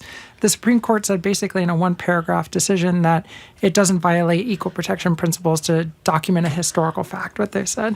And so essentially they put a stay on the injunction, allowing the policy to continue to be in effect. And what this really does is it's not just a matter of just passports. It's really the ability for trans people to live our lives, right? If every moment that you're having to put out a passport that has a gender marker that is not accurate to your gender identity, it can out you in every single instance and subject you to discrimination, violence, harassment. Myself, when I used to work in New York City, I'd had clients who were denied housing, who were denied jobs because their passports weren't aligned with their gender identity. This is one of these interim things where they say no harm, even though there is harm, no harm. And ultimately, this isn't the final word, even though there's no indication the final word is going to be better. Right. This case is still ongoing in the district court here in Boston and the federal court. And so this was just an interim decision. It doesn't affect the underlying case. It could ultimately resolve in favor of the Trump administration, but that's not the final word yet. You know, Marjorie has talked a lot, and I think it's good that she has, that the more gratuitous and unkind the physical attacks on people by ICE are, the more sympathy there is for those who are attacked than there was even before. Like the immigration policy was probably fairly appealing when Trump was saying, Trump shut saying down the border worst and go first after and the all bad that sort people. of stuff. Is the same thing happening as he's engaged in these sadistic, relentless attacks on trans people? Are people saying this is, maybe I'm a little confused, maybe I'm not quite there yet, but this is too much, or are we not quite there? Absolutely. I think we saw it in Virginia in the election there. The Republican candidate, Winsome Earl-Sears, spent over 57% of her campaign funds on anti-trans attack ads. I didn't know that. Yeah. The same we were just speaking to Jonathan Van Ness about the infamous 200 million, Harris stands for them, Trump stands for you. Same sort of deal or no? Yep, absolutely. And actually these attack ads were far worse. They were, some of them by the American Principles Project were calling trans people essentially mass shooters and terrorists.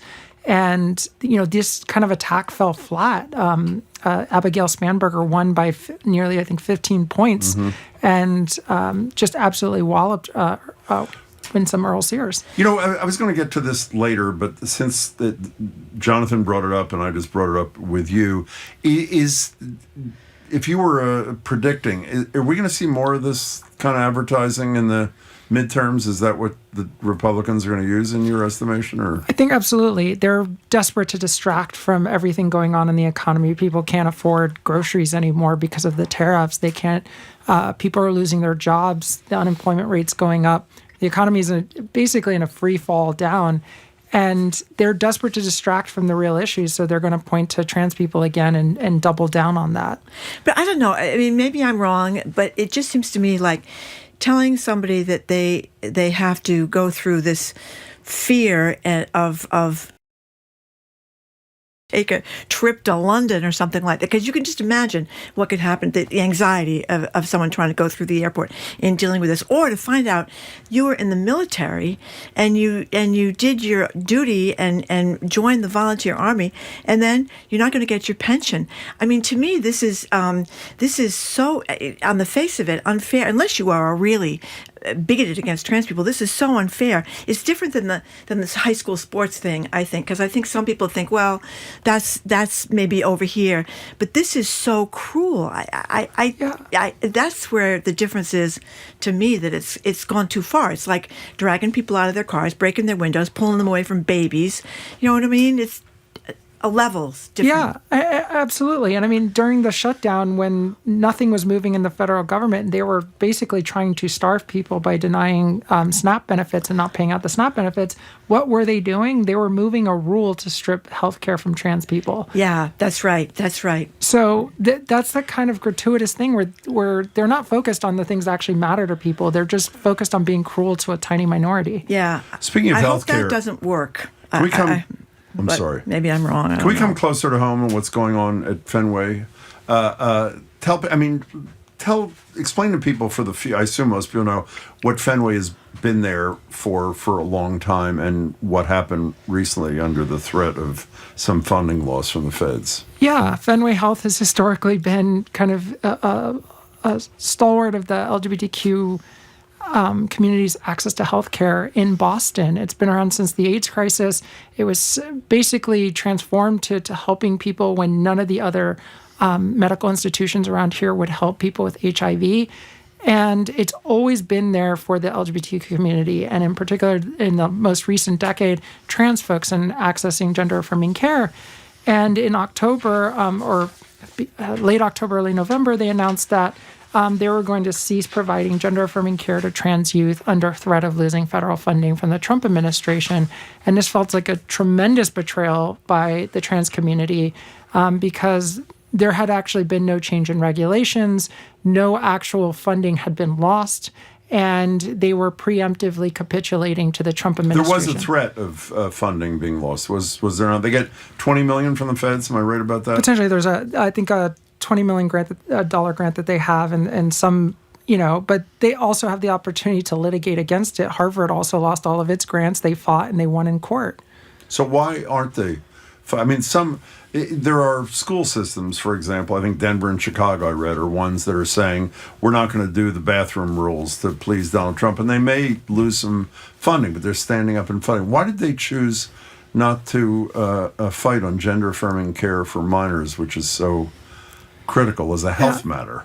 Yeah, I think it ultimately a calculus that they had to make of whether or not they could last through litigation or continue to provide healthcare to other patients while this legal battle was going on. And so as a part of that, I think they made the decision that ultimately they had to strategically eliminate access to this care to protect the rest of the patients. And I think the problem with that thinking is that where's your line, right? If they're saying, well, now it's trans youth, what happens when it's trans adults? What happens when it's people with HIV? They're going to slowly cleave off every aspect of the community. Were you on the board for a while? So what's that feel like, especially to you? I mean, it felt like a betrayal. And honestly, I was very angry about this. And, I've been working with this incredible group of young protesters. I mean, these are kids. They're like they're 19 years old, called Protect Trans Futures. And they organized this protest last Friday. At their gala, the Fenway Gala. Yes, at the Fenway Gala. And I mean, there was at least over 100 people out there in the freezing cold, standing out there for hours during the gala. And, we went back to old ACT UP tactics. ACT UP Boston was part of planning this protest as well, where we seated the inside with protesters, including me. And I disrupted the gala, screaming shame. And I was forcefully removed by security, and I joined the protesters outside for the remainder. I did my small part, but these kids are just phenomenal, just planning out these protests and really pushing back on this. Hold on, that's pretty gutsy. So at what point in the gala did you stand up and start yelling shame? And was someone speaking, or was it? Yes, it's when CEO Georgina Shanks was speaking about having to cut access to gender-affirming care for trans youth. And it, for me, was like an out-of-body experience. I think I hadn't planned to start yelling in that moment. And all of a sudden, I found myself just screaming shame, and until I was forcefully removed from the venue. By whom? Did they have security guards come? Yes. Wow. Good for you. Do you think in a broader sense... I would have had to have 3 martinis after that, I think, to calm down. I don't know if you use this term, but we started using the term that I think was coined by Tim Snyder at Yale to say anticipatory obedience thing. I hadn't thought about this till you said. Is it on the wane? It seems to me...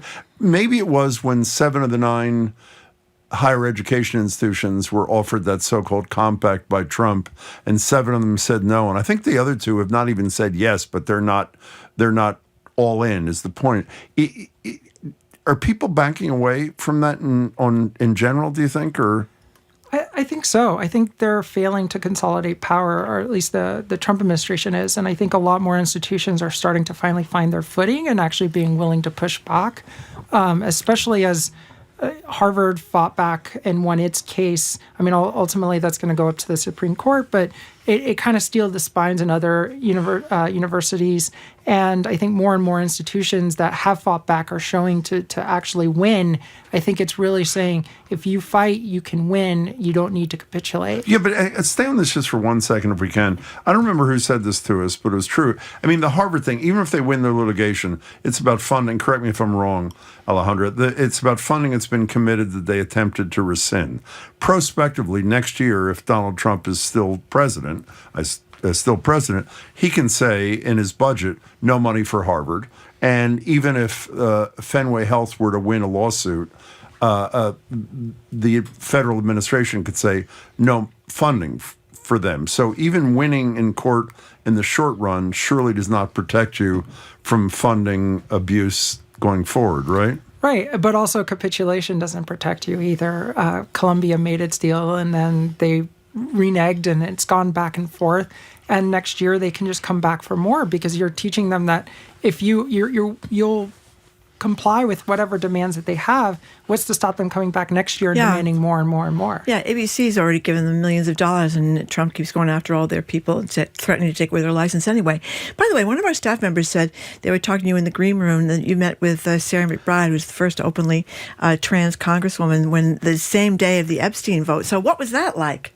Yeah, no, it was great having a conversation with her, although I'm not at liberty to discuss what we were talking about. Well, one of the things, we were just talking to Jonathan Van Ness, and he mentioned he talked with her and met with her somewhere, and she was talking about the imperfect, having more grace for imperfect candidates.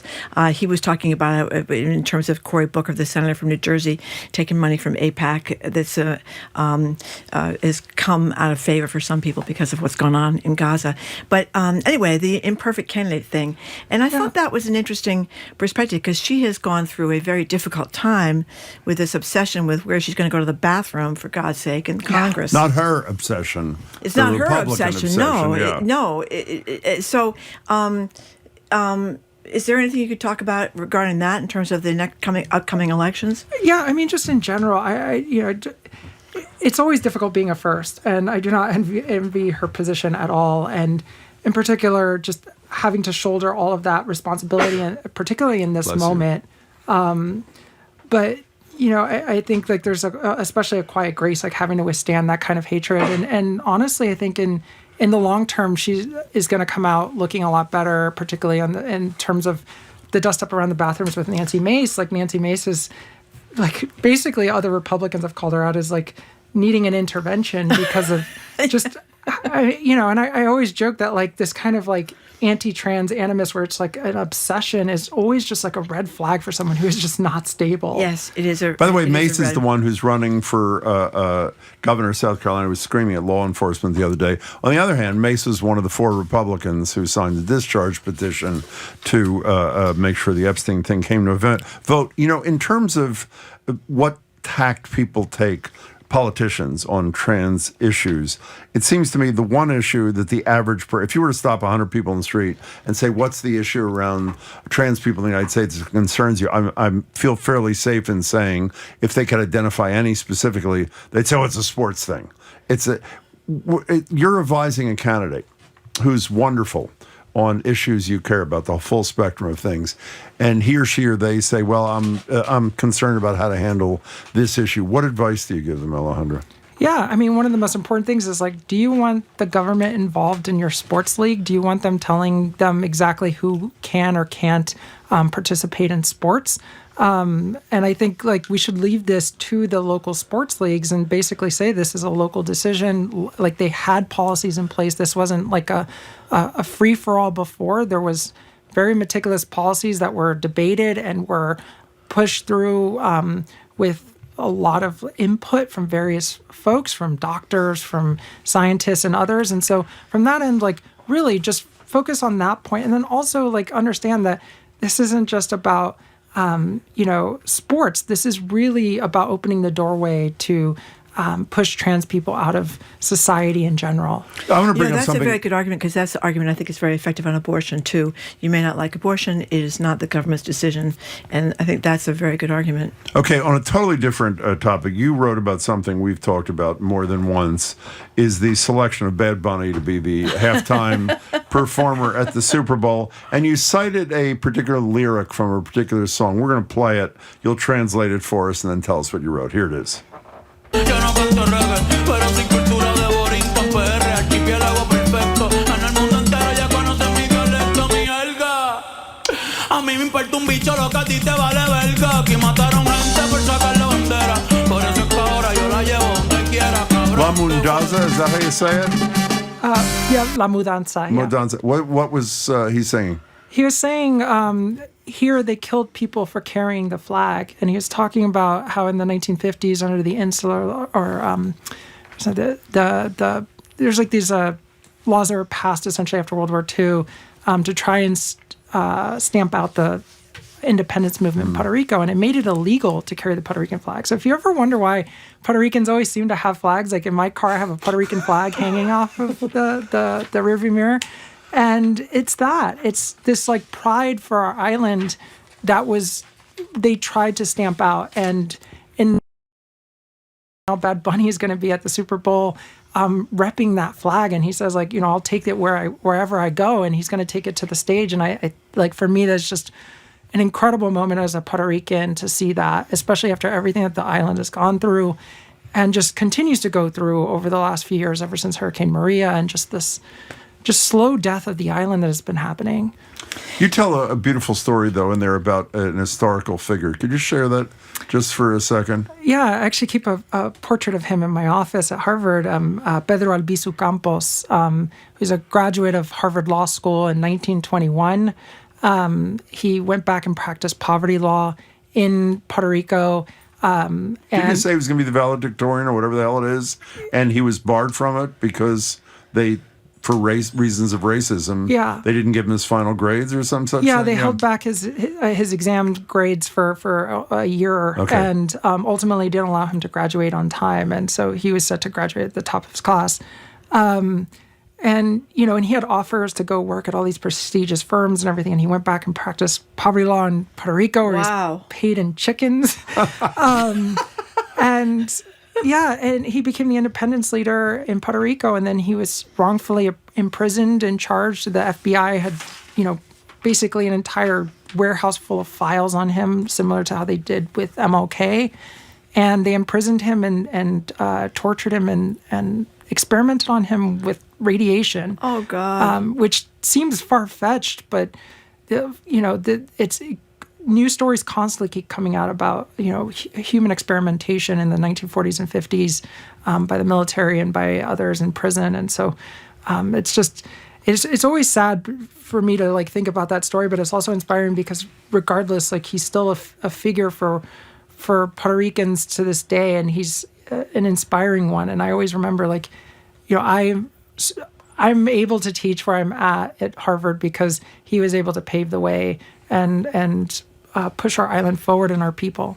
Where was that? I love that. Where was the piece you wrote? Where can people find that? Yeah, it's on my publication called The Dissident. It's at thedissident.news. And that particular piece was called We Are Still Here. It's great. Did he get out of prison? He was let out basically towards the end of his life when he was already on his deathbed, and he died shortly after he was released in the 60s. Alejandra, it's good to see you. As always, thank you so much. Thank you very much for joining us.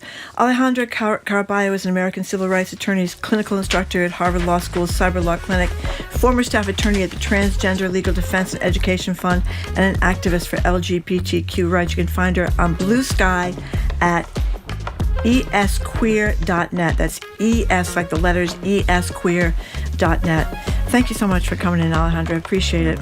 Coming up after this quick break, it is time for our much bemoaned two more things segment. I'm going to talk about fluoride in the water, and Jim's going to talk about MRIs. He holds the Massachusetts state record for the most MRIs, and he's going to explain what that's all about. That's next. You're listening to Marjorie Egan, Jim Browdy, BPR 89.7, streaming at youtube.com/GBH News.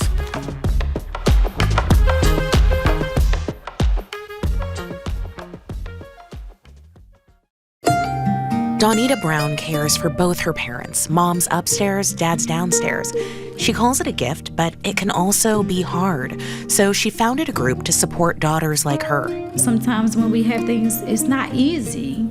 And so we're able to share those stories and laugh about them because it's real. I'm Juana Summers, life as a family caregiver on All Things Considered from NPR News. Today at 4, here on GBH News 89.7. Support for our programs comes from you. And Discovery Museum in Acton, inspiring learning through hands-on science, nature, and play. Now offering birthday parties. Learn more at discoveryacton.org. And M. Steinert & Sons, New England's Steinway dealer since 1860, dedicated to meeting the musical needs of pianists of all skill levels. The Steinway & Sons holiday event is happening now through December 31st. msteinert.com.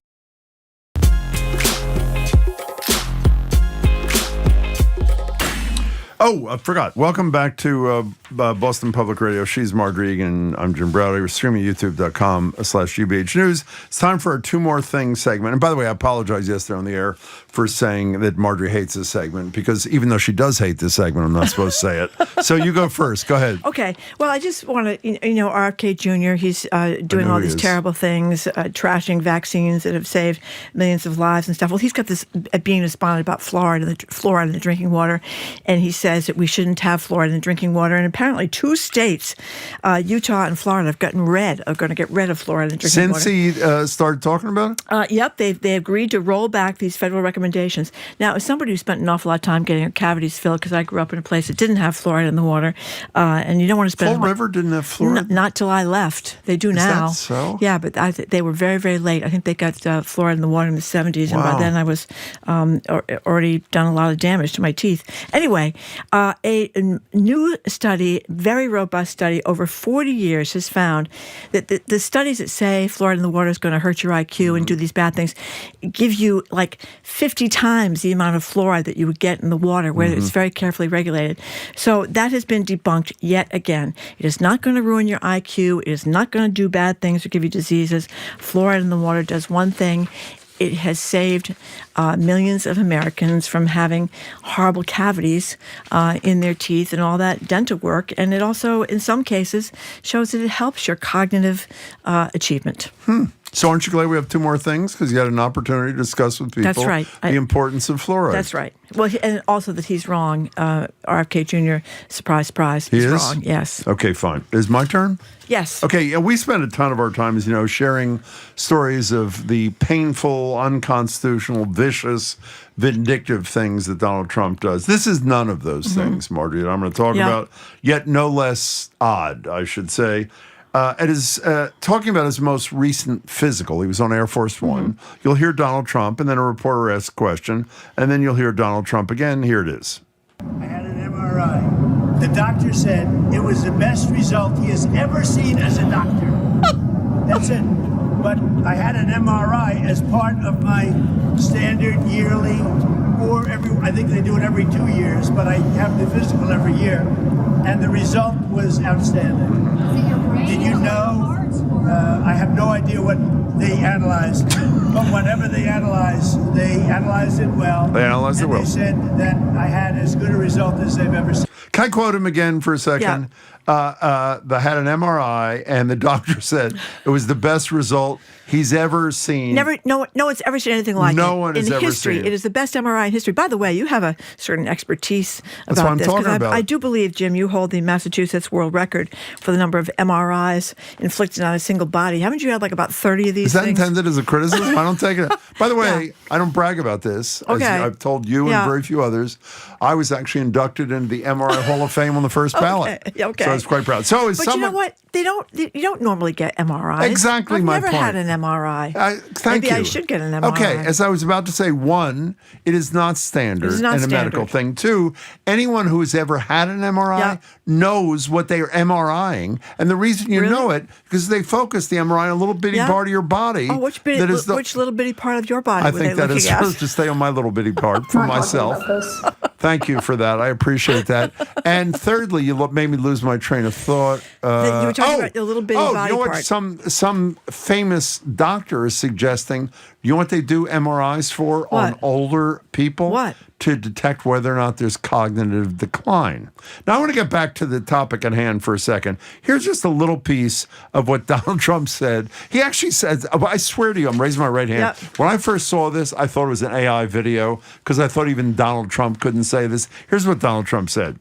The doctor said it was the best result he has ever seen as a doctor. Okay, the whole point of this commentary was not to tell you about it. What kind of person? Now, how many people do you think you've met in your life? You know, how many people have you met in your life? Jim- Excuse me, it's my commentary. Okay. How many people have you met in your life? Roughly, would you say? I don't know. 200,000? Maybe. No, I don't think so. 100,000? Maybe 400. Okay, met in your life? I don't know how many people. Okay, let's assume it's 20,000. Yep. How many of the 20,000 would say, the doctor told me it was the best result on an MRI that he had ever seen? I tell you, I had an x-ray of my foot a couple of weeks ago, and the doctor said, we have never seen a foot like this anywhere in America. You have the most incredible foot. Look at those toes. No Morton's toe, no anything else. It's a perfect toe. I guess that's the kind of doctor that Donald Trump goes to. Actually, it's funny you say that. I had my blood drawn yesterday. I just got a text this second from the phlebotomist.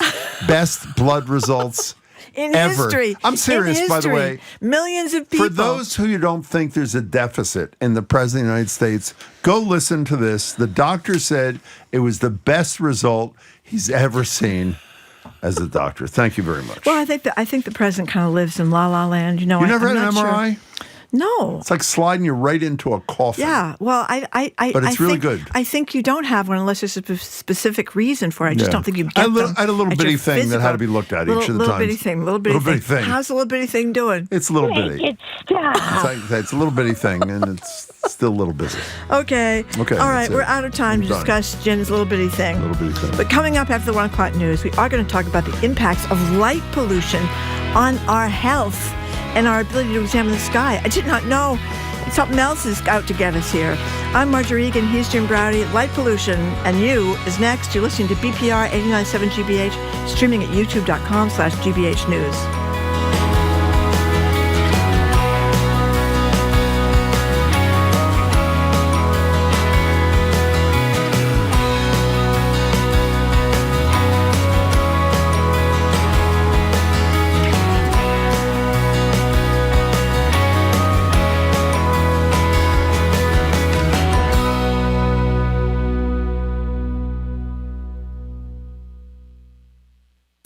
Join me, Paris Alston, on December 13th to learn how to make sticky buns with Chef Joanne Chang. Sign up by November 21st and we'll send a kit to make her signature recipe from home. Get in the mix at gbh.org/events. Support for GBH comes from you. And Direct Tire and Auto Service, offering a full range of services including brakes, shocks, diagnostics, and oil changes. Direct Tire and Auto Service, not just service, customer service. DirectTire.com. And New England Botanic Garden at Tower Hill, presenting Nightlights, a celebration of the season with dazzling light displays and festive activities for all ages. November 22nd to January 4th. NEBG.org. You're listening to 89.7 WGBH HD1 Boston. Online at gbhnews.org. GBH News. What matters to you? I'm Jim Browdy, ahead on Hour 3 of BPR. We'll start the 1 o'clock hour talking about light pollution, the bane of most urban astronomers' existence. We'll talk with Sky and Telescope senior editor Kelly Beatty and retired cardiologist Dr. Mario Motta about how our health. I'm Marjorie Egan. Then we open the lines for Am I the A-hole? Today's prompt involves the messy politics of funeral service invitations. How bad of a person do you have to be not to invited to the funeral of Vice President Dick Cheney, a controversial guy? President Trump can rest easy. That's one list he isn't on. But is Cheney's estate being petty for not inviting Trump? Who's the bigger jerk here? The uninvited or the person and the family who didn't want everybody to come? Weigh in next in the third hour of BPR 89.7 GBH.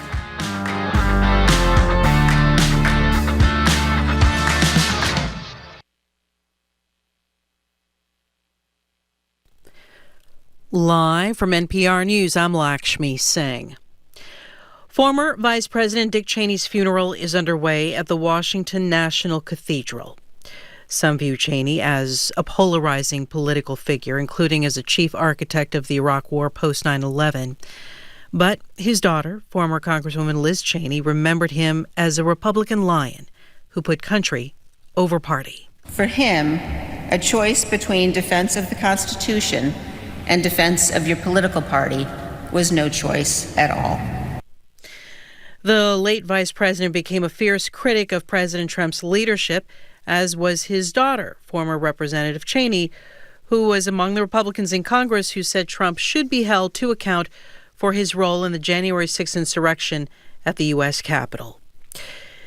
Europe's top diplomat says, to her knowledge, no one from the European Union was involved in the development of the latest reported Russia-Ukraine peace proposal drafted by the United States. Terry Schultz reports EU foreign ministers are meeting in Brussels with their support for Ukraine topping the agenda. EU Foreign Policy Chief Kaja Kallas says the bloc welcomes all attempts to find a negotiated solution to Russia's full-scale war on Ukraine, but she was skeptical about anything drafted without engaging the Ukrainian government or the Europeans, who would have to help implement such an agreement. For any plan to work, it needs Ukrainians and Europeans on board.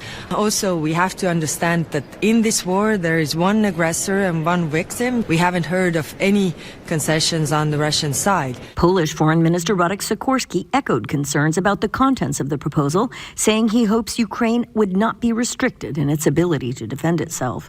For NPR News, I'm Terry Schultz in Brussels. Walmart says price-sensitive shoppers are searching for value, and the company is getting those dollars. The retail giant is raising its financial forecast for the year. NPR's Alina Selyukh has details. Walmart has drawn more higher-income shoppers over the past year and continue to do so in the latest quarter. Executives say they're seeing lower-income shoppers pull back a bit more, while middle-income spending is steady. Overall, Walmart sales grew 4.5% between August and October, with the holiday season described as off to a strong start. Executives say the company has had to raise some prices because of tariffs, especially on electronics, but generally the impact has been less than many expected. Walmart also announced it's moving its stock listing from the New York Stock Exchange to NASDAQ to reflect its growing digital operations. NASDAQ tends to have more tech companies and has rivals Amazon and Costco. Alina Selyukh, NPR News, Washington. U.S. stocks are trading lower this hour, with the Dow Jones Industrial Average now down more than 200 points, or roughly 0.5% at 45,917. This is NPR News. And from the GBH Radio Newsroom in Boston, I'm Judy Ewell. Harvard professors are responding to the university's former president, Larry Summers, stepping away from his teaching duties at the school amid scrutiny over his ties to Jeffrey Epstein. From our higher ed desk, GBH's Kurt Carapezza reports Summers' co-teachers will handle his economics classes for the rest of the semester. Senator Elizabeth Warren and others have urged Harvard to bar Summers from teaching altogether. Some professors say that goes too far. Harvard historian Walter Johnson says who Summers socializes with and how he conducts his personal life should be his own business. If what's happening is that Harvard just wants to distance itself from Larry Summers because he is inconvenient and embarrassing right now, I suggest that they instead turn their attention to addressing some of the damage that he has done. Johnson says Harvard could start by disavowing Summers' comments referring to some pro-Palestinian students as, quote, Hamas supporters, or by issuing a statement distancing the university from Summers' negative views on women's intellectual abilities in math and science. Kurt Carapezza, GBH News. The state fire marshal is reminding everyone to practice fire safety when cooking and heating their home this Thanksgiving, as the holiday is the #1 day for residential fires in Massachusetts. John Devine says about twice as many fires are reported on Thanksgiving as on any other day. He says everyone should make sure they have working smoke and carbon monoxide detectors on every level of their home. Several fire safety tips are posted on the Department of Fire Safety Services website. A cloudy fall afternoon, highs in the 40s, 45 in Boston. Support for NPR comes from NPR stations. Other contributors include Imaginable Futures, envisioning a future where learning sparks opportunity and thriving belongs to everyone. Learn more at imaginablefutures.com. And the listeners who support this NPR station.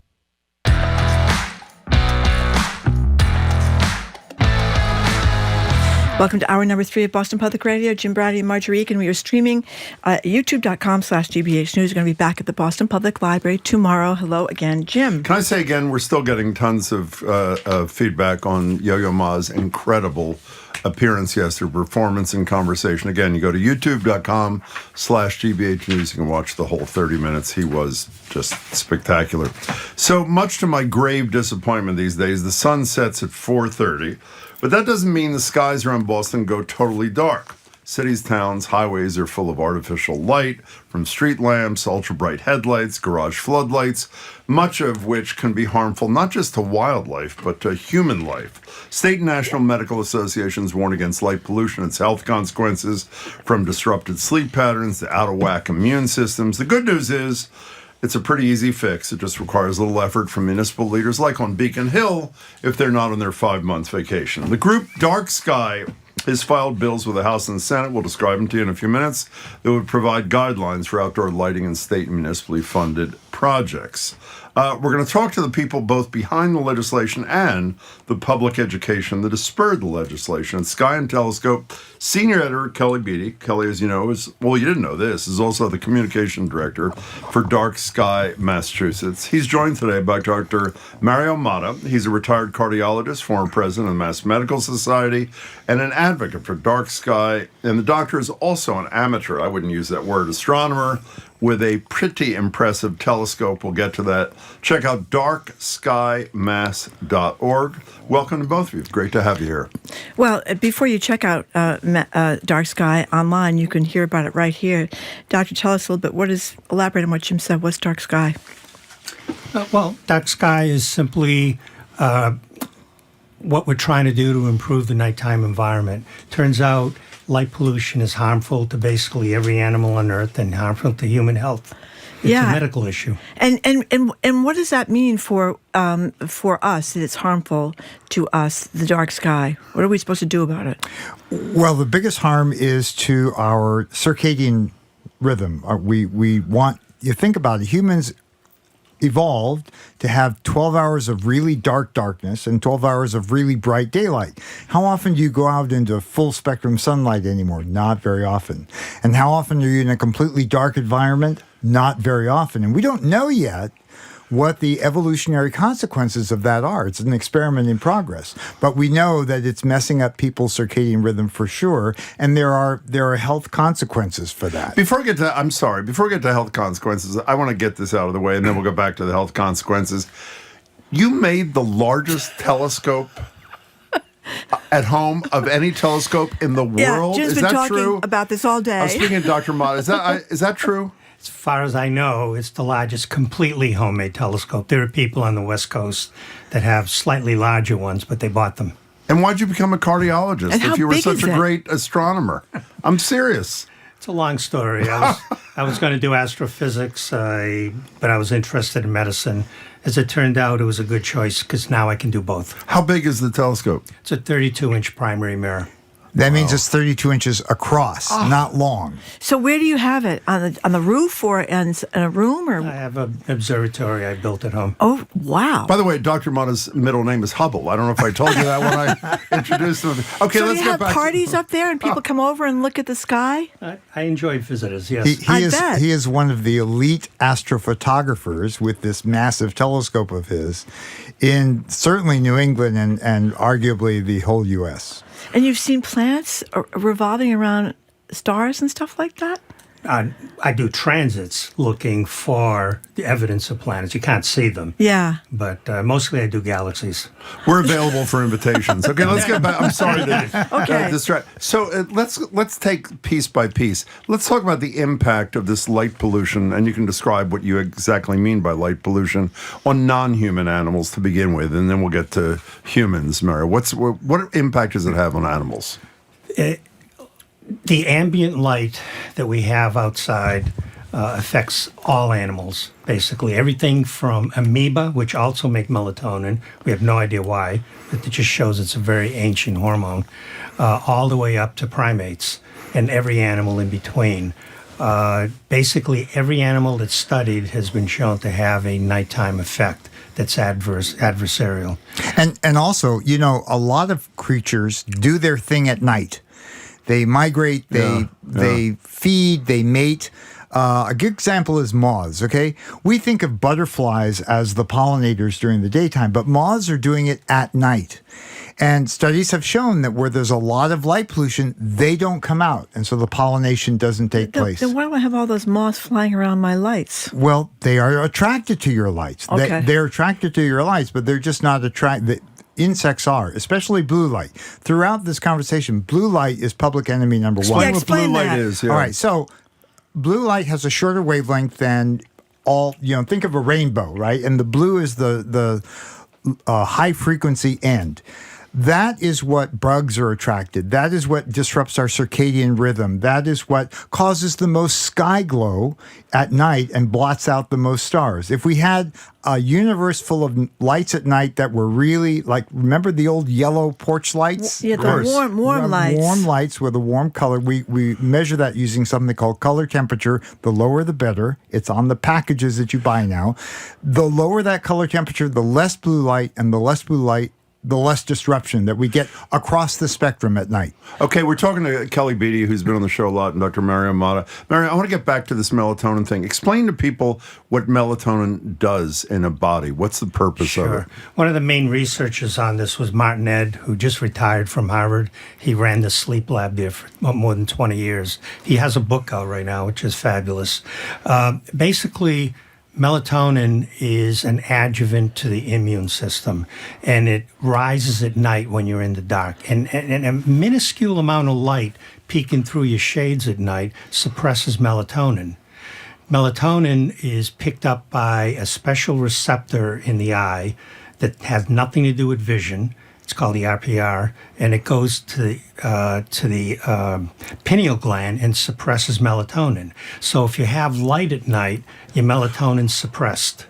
And let me be clear, it isn't the light itself that causes the negative impact, it's the light's impact on melatonin. Is that correct? Correct. So what does it do? Light, except ultraviolet it up, does not cause cancers. Yeah. The melatonin suppression is the key.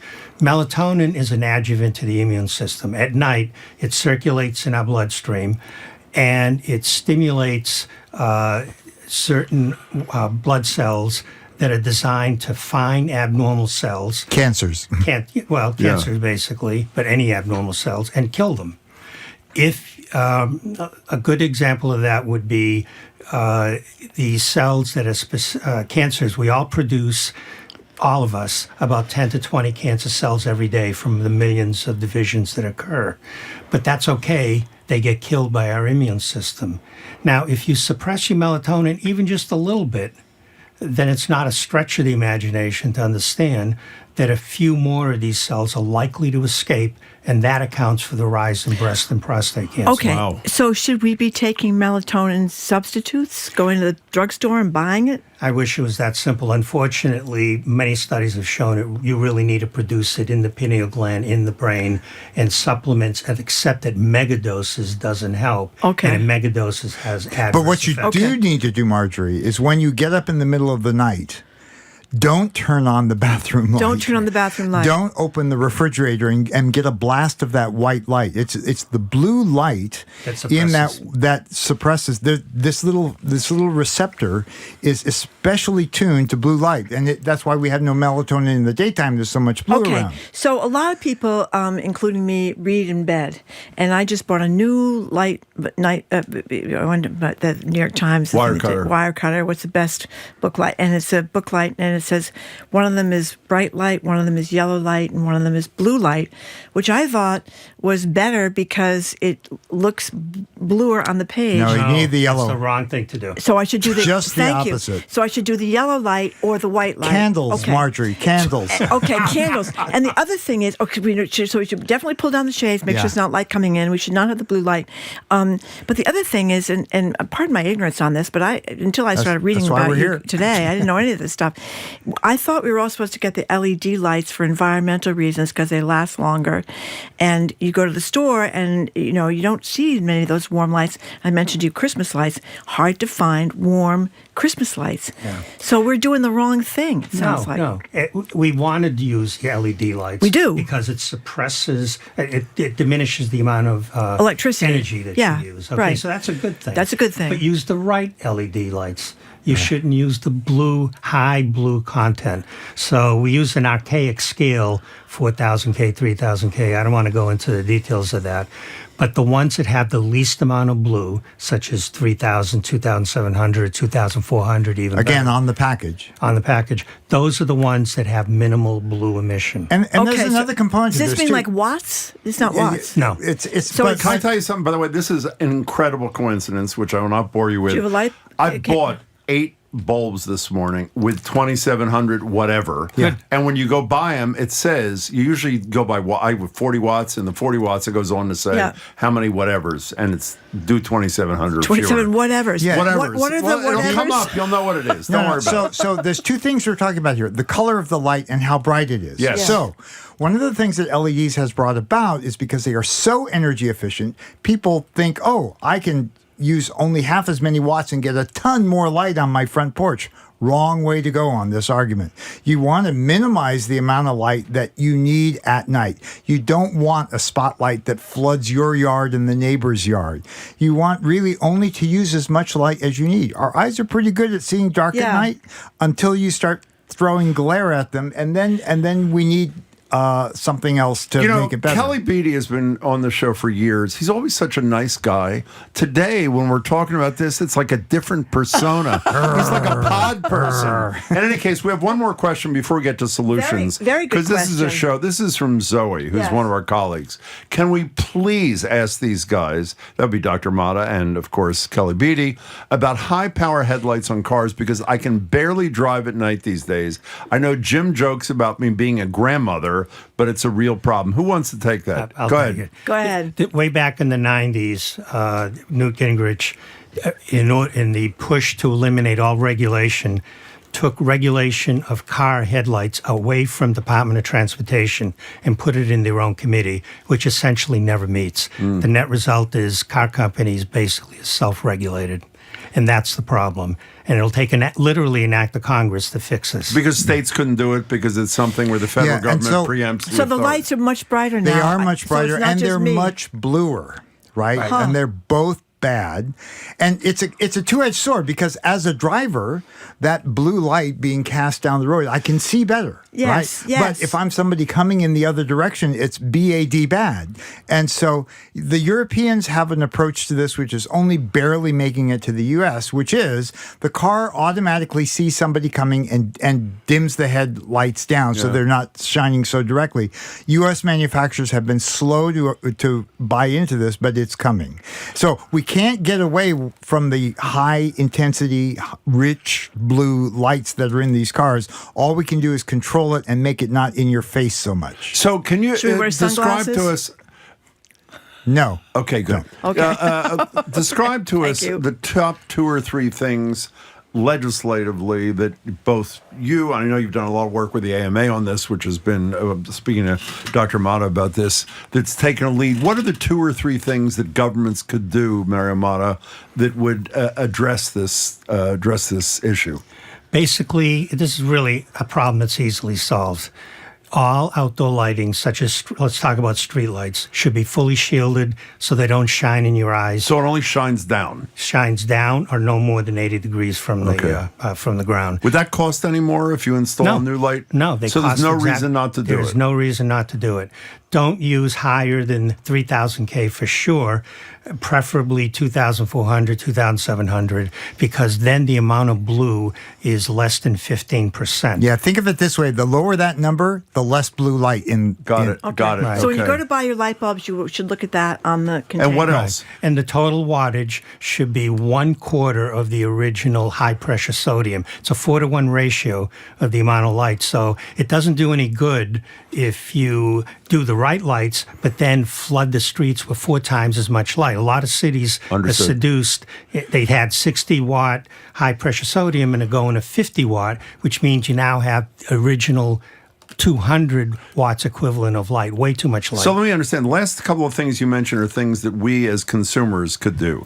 I know you have legislation pending on Beacon Hill that's stalled temporarily. Yeah. We're going to tell people the numbers in a minute. But is the primary content of the legislation that's pending is about the shielding of public lights? Is that the primary shielding, piece? color temperature, and total wattage. How many places, Kelly, are there jurisdictions, states, cities that have actually acted on this? There's roughly about 60 towns, whether 351 statewide. 60 towns in Massachusetts have done it? Have some kind of outdoor lighting regulation. That doesn't mean they're all good. Some of them are pretty basic, like if your neighbor's spotlight casts a shadow on your property, it's not in compliance. Well, what does that mean? There's no way to really enforce that.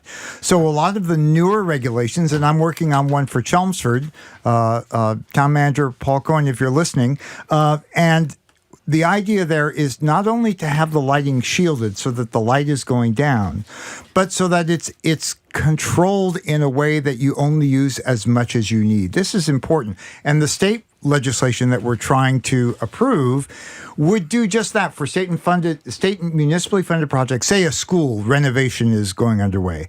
Use lights that are common sense. Don't try to light it up like a baseball field because you don't need to do that. They do that all the time. There was a school next to me being built. It was like lit up for like 4 years. There's this kind of wall light fixture called a wall pack. It's what people slap on the sides of their buildings, maybe to illuminate their doorway, but also they're trying to illuminate their whole parking lot from this one fixture on the side of their building. And like the light goes up, down, everywhere.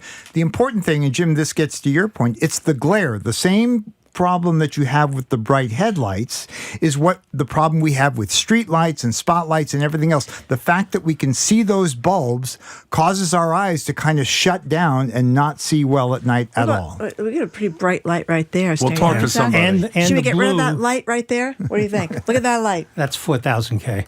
And the blue, but that's okay in daytime. Okay. And the blue is the worst part. Okay. Specifically, the reason why blue is bad for glare is think about the setting sun. Notice it turns yellow and then red. Yeah. And the blue scatters out. Same thing happens in the eye. So when you have an intense blue light shining at you, and there's studies have been done that on cadaver eyes from humans, the scatter is 10 times worse with the blue rays than it is with the red rays. So if you're hit with a 4,000, 5,000 K headlight, it scatters way more and causes 10 times Jim, more. This will be a concern to you. As we get older, more scatter takes place in our eyes, which is why seniors are especially susceptible to this kind of stuff. Yeah, you hear a lot of people saying it. This is on the website, right? If we go to darkskymass.com, it will, darkskymass.org, I apologize. That will explain a lot of this to people that are concerned about what kind of lights they should buy. Does it say what the numbers of the legislation are in the Senate and House bills? Yes. Okay, let me go back to, if people just tune in, I don't want to overstate this, but what you guys seem to be saying, and not seem to be saying, are saying, is that light pollution unabated increases the likelihood that people will develop cancer. That's a correct statement, yes? Yes, certain breast endocrine cancer and prostate. Yeah, this was actually sussed out about 30 years ago at this point that a disruption of your circadian system increases your risk of certain types of cancers: breast cancer for women, prostate cancer for men. Yes. Okay, so the only reason the only reason it seems to me that this legislature, assuming they meet and consider it, would be against it is because of tradition. Meaning we're set in our ways, kind of thing. We like bright lights. I know you're a straight arrow, Kelly, and I'm sure you are too, Doctor. Is there any straight arrows? No, I'm serious. Is there any substantive argument against doing this at all? And let me tell you why. 20 years, we have been trying to get this bill passed for 20 years. Easy. Yep. And when we started out, the lighting industry itself was opposed to us because they thought we wanted to rip out all the street lights and replace them. Now they are on our side. The lighting people, the lighting professionals, and the dark sky people have joined forces to say this is a bad thing. So who's against this? No one. So it's just inaction. It's just inaction. Right. In fact, when I was the lead author for the AMA reports 2012 and 2016 about the harmful effects of lighting on human health. And when we published our papers, the lighting industry went ballistic and attacked us, basically saying, what is the AMA doing this for? You're a bunch of docs, stay in your lane, kind of like what the gun lobby did. But we held our ground. We basically said to them, if you got data that contradicts what we published, bring it to us and we'll be happy to discuss. They couldn't find one article. 10 years later, they've completely turned around, and now they're basically at the level where we were 10 years ago. By the way, 2 seconds ago, RFK Jr. has put out a press release saying blue light is good for you. You should increase it. We didn't That's just mention where I'm this, talking. but we've talked a lot about birds under siege, between cats and flying into skyscrapers and stuff. But there's a bad thing for birds regarding this light. That tell us about the poor birds. Yeah. Okay, go ahead. The birds use a number. This is migration mostly, and Boston is right along a major Atlantic migration route for songbirds, which fly below 300 feet when they migrate, and people don't know that. They're really fairly close to the ground. Ordinarily, they use a combination of little magnets in their head and visual cues like light off the water or something like that to know which way to go. You introduce a city like Boston, and they get a false sense of, oh, I'm supposed to keep that building onto my left. So they go in circles around the building, and they circle all night long. And die. And die. Oh. And they fall out of the sky and die. Okay, 2 quick questions. We have a mountain of questions from listeners. We're only going to ask you 2 because we're running out of time. One, all anonymous. Are blue light filters on eyeglasses effective? Yes? To some extent they are, but what's the insanity of needing sunglasses when you're driving at night? Very good point. Fix the Yeah, lights. we're only talking about at night. At night. And what about Debbie from Marblehead? What about light from, how do you pronounce LED television sets? Are they okay? How about it, Kelly? So what you need to do is start winding down as it gets dark, as it gets close to your bedtime. Okay. Don't use read your device in your bed until 2 in the morning. Yeah. Okay, last question is from Marjorie. That for years. When should Marjorie and I come to your house to Anytime. see the telescope? Anytime. You have a lot of visitors, I bet. Is that a safe assumption? Are you more popular than you were before you built the telescope? I don't know about that. Ask my wife. Okay. You know, our club provides stargazing opportunities all year long, and you just tell us where and when, and we'll show up. How do they find you? The club is atmob.org, Amateur Telescope Makers of Boston, atmob.org, and you can your group can contact us. We'll give you a star party for free. Yeah. Okay, and Jim, finally, Jim always talks about the Northern Lights. It's one of his bucket I've talked to listing. Kelly about it a lot. And, they've been here, and he's missed them all. I keep thinking he has to go to It was Iceland. like 3 blocks away from my house. That's I was right. tired. So, last thing, darkskymass.org is hugely important. Check it out. Learn the facts. Call your legislator. What's the number at the State House? You always memorize it. Well, it used to be 617-722-2000. Yeah, I think it is. I haven't called them in a few Check it months. out. Just go to the legislator's website and look up Dark Sky Bill, and you'll find it. Great. Yeah, 20 years. 20 years. Do you know we have the worst legislature in the country? For Okay, let's getting not with anything these done? people. They terrible. want to persuade the legislature. Okay. All Doctor, right. it's great to see you. It's been a long time. It's great to have you. I Kelly, am as so always. glad I talked to you both because Me I had too. no idea, and I've been doing everything wrong, and I'm surprised I'm still standing. Anyway, we've been speaking with Kelly Beatty, senior editor at Sky and Telescope, and Dr. Mario Motta, retired cardiologist and amateur astronomer. Here's the website. darkskymass.org. Check it out. Has all this information. Thank you so much. darkskymass.org. Our pleasure. Thanks for having us. See you It's both. important. Thanks so much. Coming up after this quick break, the only reason I show up to work on Thursdays, Am I the A-hole is next, or Who is the A-hole is next, or which one of them? I'm Marjorie Egan. He's Jim Browder. You're listening to BPR 89.7 GBH, streaming at youtube.com/GBH News.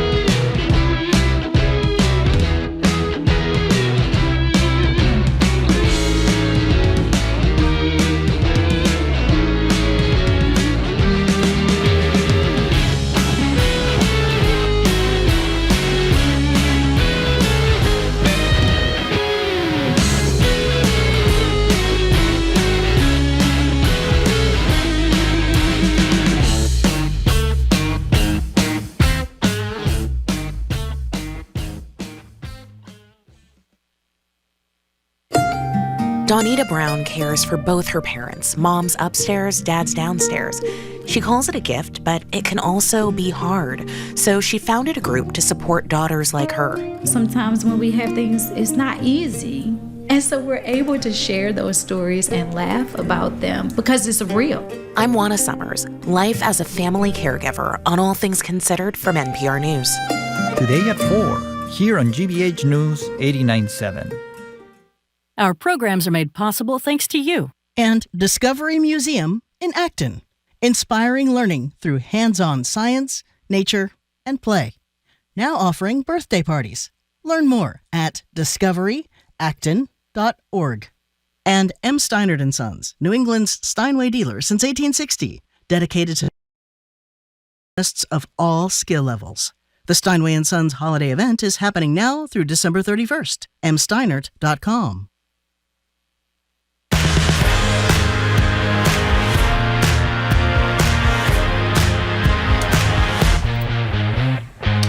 Welcome back to BPR. Jim Browdy and Marjorie Egan. We're streaming at youtube.com/GBH News. We're at the library tomorrow. It's time for Am I the A-Hole, as Marjorie often says, her favorite segment of the week, unless she's ranting to Trenny Casey about streaming sports services. So usually Marjorie's staff brings us a story from the internet. We all debate who's the a-hole. Today's prompt is a little different, as Marjorie knows, more based on the news as it's happening today. It involves the messy politics of funeral service invitations. So here's the deal. Donald Trump apparently is the only living president not invited to Dick Cheney's funeral this morning. Neither is J.D. Vance, the vice president, but former VP Pence will be there, as well as Al Gore and Dan Quayle. President Biden was there. President W. Bush was there. So you be the judge, 877-301-8097. And by the way, if you don't want to get into the politics thing, I'll tell you the question in a minute. What are the rules of decency after someone's gone and they clearly didn't like someone else who's still living? Does that person still have an obligation to be the bigger person and say something nice about the deceased? And does this deceased family have an obligation to at least reach out to the person they're not crazy about? Now, let me tell you one more factor you may not be aware of, and then I'll pose the question at 877-301-8970. The only comment that Trump people made about the death of Dick Cheney, and by the way, on the merits, we should be clear up front so you don't waste your time. Marjorie and I were not crazy about Dick Cheney as the vice president. We went to Iraq and the whole thing. However, he was the vice president of the United States. Trump himself said nothing. Our favorite press secretary, Caroline Leavitt, was asked about it, said they were, quote, aware that Dick Cheney had died. So here are the questions. Who is the a-hole?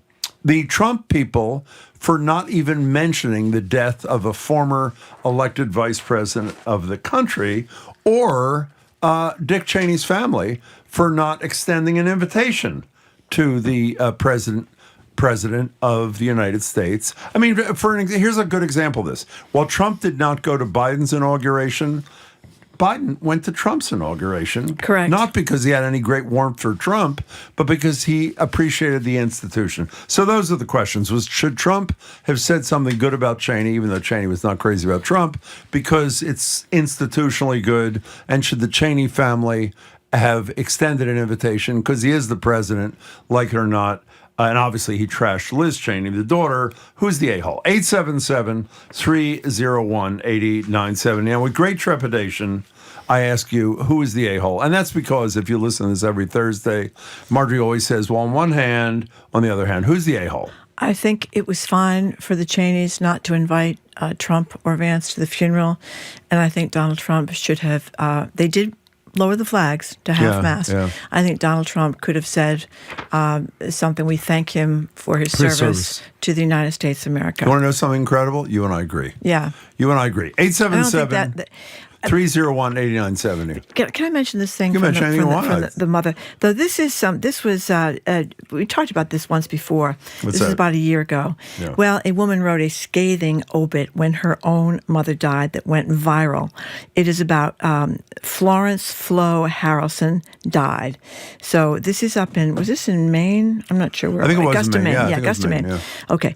Florence Flo Harrelson, 65, formerly of Chelsea, died on February February 22nd, 2024, without family by her side due to burnt bridges and a wake of destruction left in her path.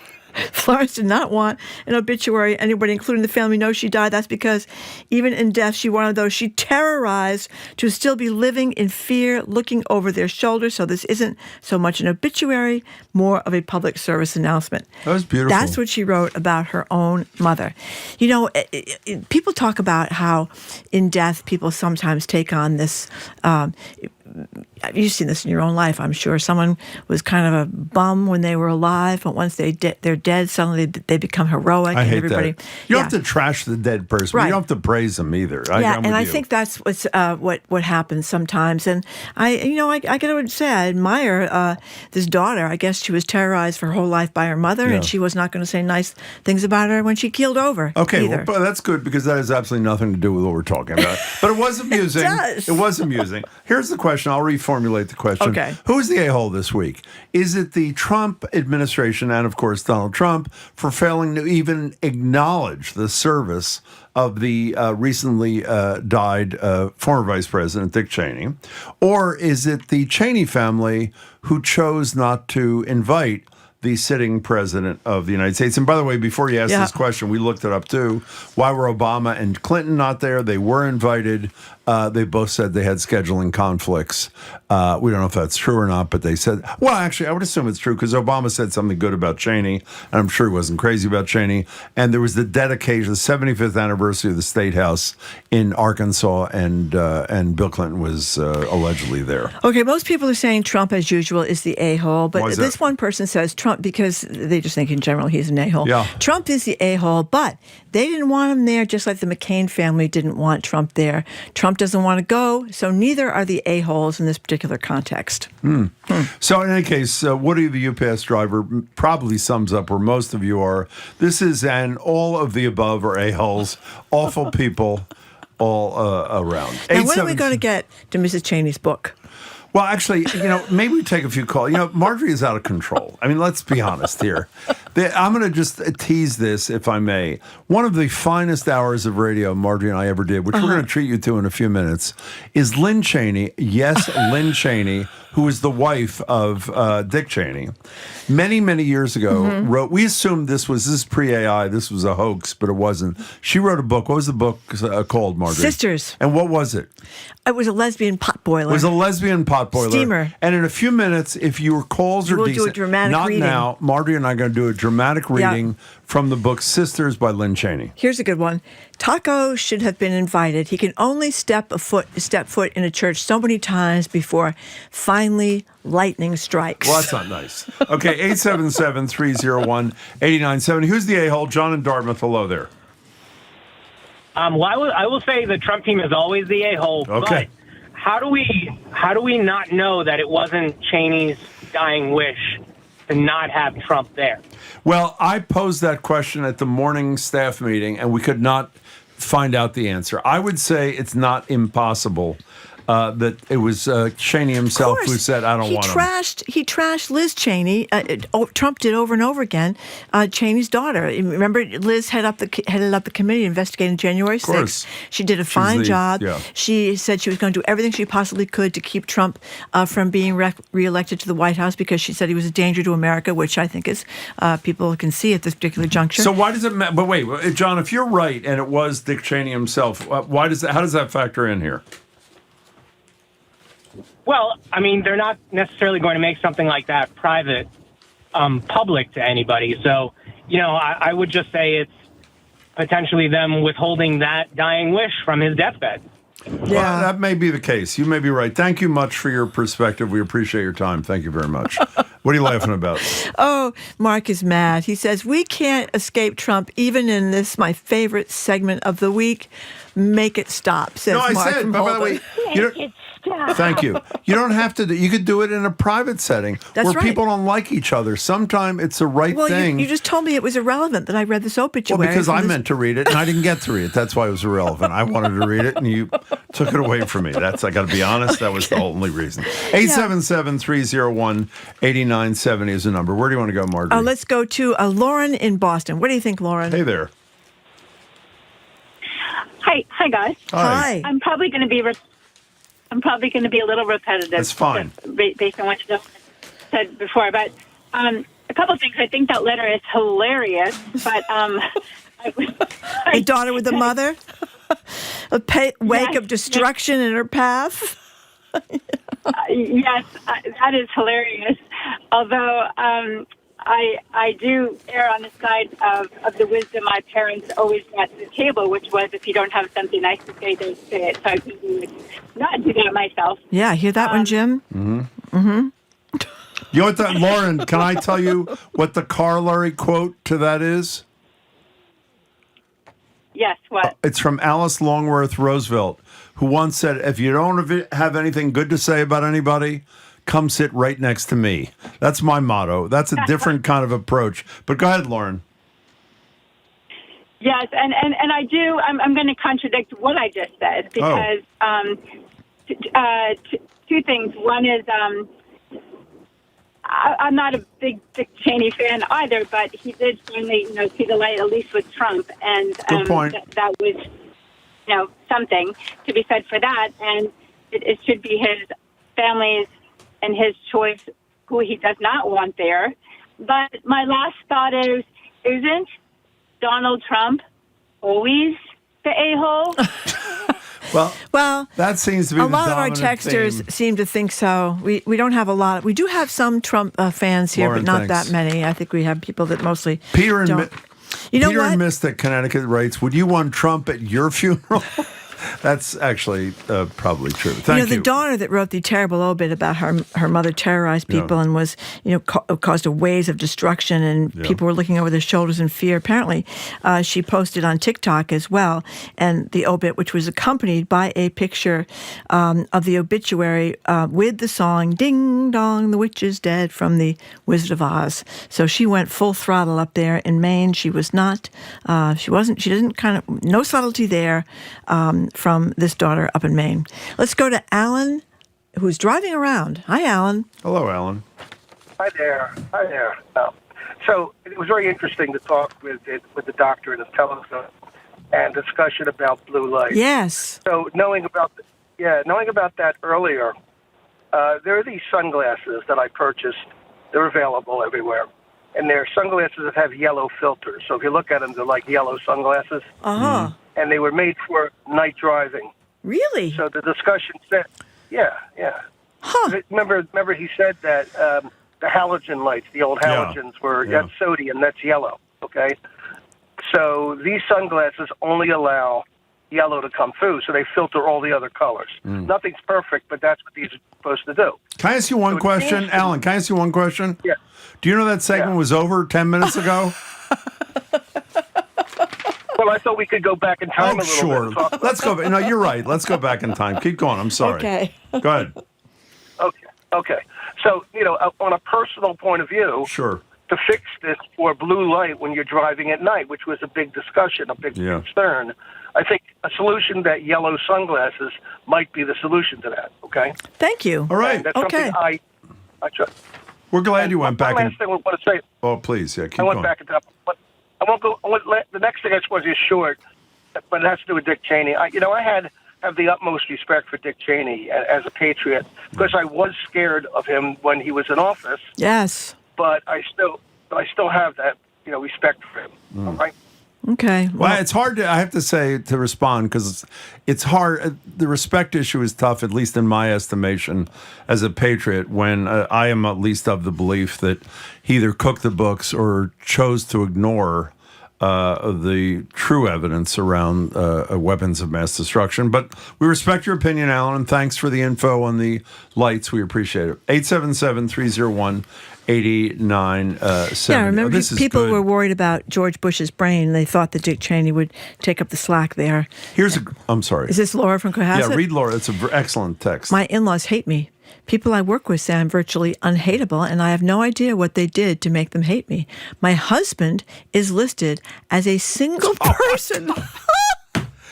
in my father-in-law's obit. I am not listed as his wife. best. He wouldn't have liked that because it's airing your dirty laundry, but the women are evil and there's nowhere they won't go. I will not be at their funerals. Laura, you're my Boy, kind of person. That's You are pretty fabulous. bad. Yeah. She didn't make it into the obit for her husband was single. father-in-law. That's a good one. Riley in Bellingham, welcome to the show. Who's the a-hole? Welcome. Hi. Hi. Definitely, I think that my name is Marley, so I had a moment to figure out Riley. Oh, I'm sorry, Marley. That was my fault. Continue. Apologies.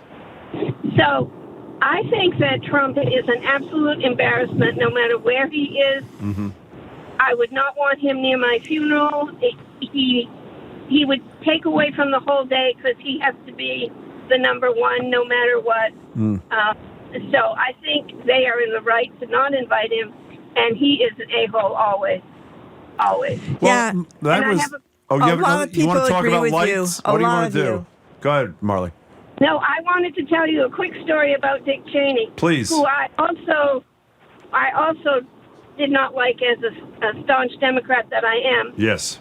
I happened to be in a hotel where he was. Oh. And I almost made my husband change the hotel, but anyway, I did enjoy. Oh. She disappeared.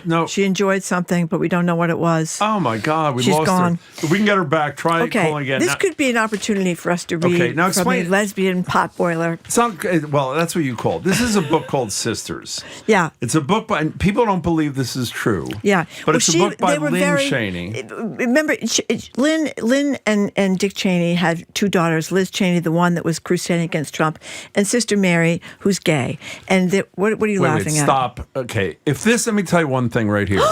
If this picture is not posted on the streaming service in 60 seconds, Marjorie and I are walking off the job. Can we make that happen? That is Jamie. There is a photograph. Our producer, There is our a executive photograph producer. of Dick Cheney smiling in the way that Dick Cheney did. Two women to his right, two men to his left, and one of the two men is who again, please? A youthful Jamie Bologna. Yeah. Okay, we're going to post that, we hope, We're soon. posting that. On the streaming Wow. thing. Yeah. Okay. Yeah. Okay, Jamie. By the way, Jamie, your suspension will only be through Monday. Tuesday, it's fine to come back and meet us at the library if you don't mind. So, we're going to read. Let's get back to your calls. So Dick Cheney was very anti-gay marriage, very anti-gay rights, despite the fact that he had a gay daughter. There's the photograph. It's on the streaming. There it is. It's Jamie on There's the far Jamie right. on the right. Okay, with looking the glasses. good. Yeah, he looks great. Okay, And she was the same, very, very staunch conservatives. Dick Cheney did come around, thank goodness. But in any case, well, he came around because of his daughter, kid, right. Mary. That's right. Right. But anyway, we were very stunned because Lynn Cheney was kind of very conservative, right? Yeah. Then we find out that she'd written this potboiler. Lesbian potboiler. Marjorie, I found, we don't know, maybe a listener told us, 20 years ago, we were on commercial radio. Yeah. And I'll just read you a little the excerpt. This is about frontier women out in Wyoming, and that's, of course, where the Cheneys live. You're going to read? I am going to read Go one ahead, segment, please. one section here. Thank you. Let us go away together, away from the anger and imperatives of men. Mm-hmm. We shall find ourselves a secluded bower where they dare not venture. Nope. There will be only the two of us, and we shall linger through long afternoons of sweet retirement. In the evenings, I shall read to you while you work your cross-stitch in the firelight, and then we shall go to bed. Our bed, my dearest girl. That's a lesbian potboiler. It's a lesbian potboiler. Now this I gotta Meanwhile, repeat. she's crusading against Gay gay rights, rights. gay marriage, all this stuff, even though her own daughter's gay. Yeah. So I thought that was rather interesting. Lynn Cheney has never remarked on this as far as I know. It's very difficult to find a copy of this book, too, but supposedly they're, if you can get them on Amazon, but they're very expensive, like $200 or something like that. Okay, so Marley is back to finish her story. You were in the same hotel room as Dick Cheney. What was the deal again, Marley? No, I wasn't in the same hotel room. I was in the same hotel. Sorry. Okay. And I was not happy. Sorry. And so, Okay, I was wrong. I made a small mistake. Go ahead. Molly, I understand you were in the same hotel Okay, room. what's the story? Go ahead. You're back. Go ahead. Tell us the story. Go ahead. okay, so the fun thing about it was I had the experience of having my car stopped and completely gone over. The German Shepherds in my car being searched. Oh. I kind of got into the whole, that whole piece of security. Yeah. But the real fun thing was the next morning on my way to breakfast, there was a Secret Service agent with that little wire thing going. Yeah. So I got to ask him all kinds of questions, and my husband was like, you should leave him alone. But I always wondered if that bothered them. So I did sleep through the night. Wow. Well, I'm glad you called back for that story. Thank you, Marley, for sharing your Dick Cheney experience, sort of, with us here on Boston Public Radio. So there you go. A lot of people would not want to have Trump come to their funeral. I don't think most of us have to worry about that. Well, it's not really the question. I mean, it's not really the question. No. Layla, you're in Seekonk, which is one of my favorite name places ever. Welcome to the show. Hi. Hey, hi, Jim. Hi. Long-time listener. Yeah, thank you. Going to be very quick. The thing about, first of all, I agree. Donald Trump is always the a-hole. Mm-hmm. Second, he's not Donald Trump. He's the president of the United States. That is the point. And has the institution. Yes. He should acknowledge any vice president or any figure that's well known to American people that passes away. And no, the family should have not invited him because the only predictability to Donald Trump is stupidity. So who wants him in anywhere? And we don't know what conversations went on between the family and Dick Cheney. So, no, they should not invite him. And yes, he should definitely have acknowledged. But he's an a-hole. Thank you, Layla. That was very concise and to the point. Anonymous texter says, we showed the photograph a couple of minutes ago with Jamie embracing Dick Cheney. That's why Jamie locked himself in the bathroom. Flashbacks of meeting Dick Cheney. Now, Marjorie got to read an excerpt from Sisters. Yes, would you like to read one, Jim? Do you mind if I do? No, go right ahead. This is what is it again? It's a dramatic reading of Sisters. What is the book again? The Lesbian Potboiler. Lesbian Potboiler. Okay. Here's an excerpt from the Lesbian Potboiler. Sophie Diamond is the protagonist of this tale. A diamond with a Y. D-Y-M-O-N-D. Exactly. Mm-hmm. The women who embraced in the wagon, this is from Sisters, were Adam and Eve crossing a dark cathedral stage. No, Eve and Eve, loving one another as they would not be able to once they ate of the fruit and knew themselves as they truly were. She felt, these are frontier women. Yep. She felt curiously envious of them. She had never to this moment thought Eden a particularly attractive paradise, based as it was on naivete, but she saw that the women in the cart had a passionate, loving intimacy forever closed to her. How strong it made them. What comfort it gave. Written by Lynn Cheney, the now widow of Dick Cheney, who just passed away. I didn't know she was alive. She was at the thing. Yeah, she's still alive. Kids. Now, one of her texters says that Trump would get in the Cheney coffin to be the center of attention, leaving poor Dick Cheney on the floor. What's that line? You want to be the bride at every wedding and the corpse at every funeral? No, that's a pretty that kind of sums it up, doesn't it? Let's go to Kevin in the car. Thank you for calling, Kevin. What's going on there? Hi. Hi. I really enjoy your show. Thanks. Thank you. And I also love Donald Trump. Oh, you do? Oh, perfect. I do. So good. So take it away. He's fantastic. Yeah. I think he's fantastic. I do like listening to you because I don't think you should live in an echo chamber. Excellent. And I know you guys don't like him, and that's fine. Yeah. But at the same time, when talking about a situation like this, if he doesn't want to be at the funeral and they don't want him there, they probably both made the right decision. Yeah. Now, I wish that President Trump had said something that in regards to the passing of Dick Cheney, but I find it hysterical to listen to people, and I'm not talking about you two because you've been honest about it. It's fine. That didn't like Dick Cheney, that now all of a sudden are offended that Donald Trump didn't go to his funeral. Well, by the way, wait. Can I be clear? You're a great caller. Yeah. I didn't like Dick Cheney's politics, and I'm offended that, well, first, he wasn't invited, so he couldn't go. Right. I'm offended, not that he didn't go, but that the President of the United States cannot say one sentence, whoever the president Kevin is. said that. I know, but that's what I'm offended by, Kevin. And so, you're a good guy. I hope you call us more often, Kevin. Thank you for your call. Yeah, we need more Trump people. No, we appreciate that. We don't get that. enough. Okay, by the way, the anonymous texter, I should have read this to Kevin, said what probably is the most important thing. Trump is the a-hole for not offering to bury Cheney at his golf course with his first wife. Well, that's right. Ivana Exactly. is buried at the golf course because that why would enabled she him to be? get a tax deduction. Yeah. Remember what he said at the wedding when he said 4? That was so lovely, his remarks. Oh, look who's here. At the funeral. He said that at the funeral. Oh, I said the funeral. I meant the funeral. 4. I got him wrong. Okay. That's what you say when you're swinging that golf club. Did you hear this one? Who's the a-hole? I did, yeah. Well, Thank you. I think if you've... So I spent 2 days with Liz Cheney for the Boston Speaker Oh, Series. I forgot that. If you have those conversations and you just read it in her book and what she went through the day of the insurrection, I think you can understand why she may not want him there at the funeral. Actually, that's now, a good point. Did you read The Lesbian Potboiler written by Liz Cheney? Didn't read that Cheney book. I read Liz's memoir, but not that one. I think you read the wrong one. Yeah, I wonder if Liz will pick up a political career at all or if she's just said enough. I think a lot of people wonder that. I think she probably very much has it in her to come back at some point. Yeah, I was surprised. I thought she might run in the primary, but she didn't. Yeah, and since she's not running, reportedly, totally unconfirmed, she's apparently almost finished with Sisters, the sequel. we hope it will come out before the summer. They were in a secluded bower. What is a bower? Oh, you read that. I didn't know what a bower is. A bower to me is like kind of like a bedroom, a secluded room where you can be with your lover. That's what I think. What's a bower. on the Don't show? You think? A flowery bower. You ever been in a bower? I didn't even know the word until 13 seconds ago. I spent a lot of time in bowers. I bet you have. I bet you did. That could be my memoir, Bowen in the Bower.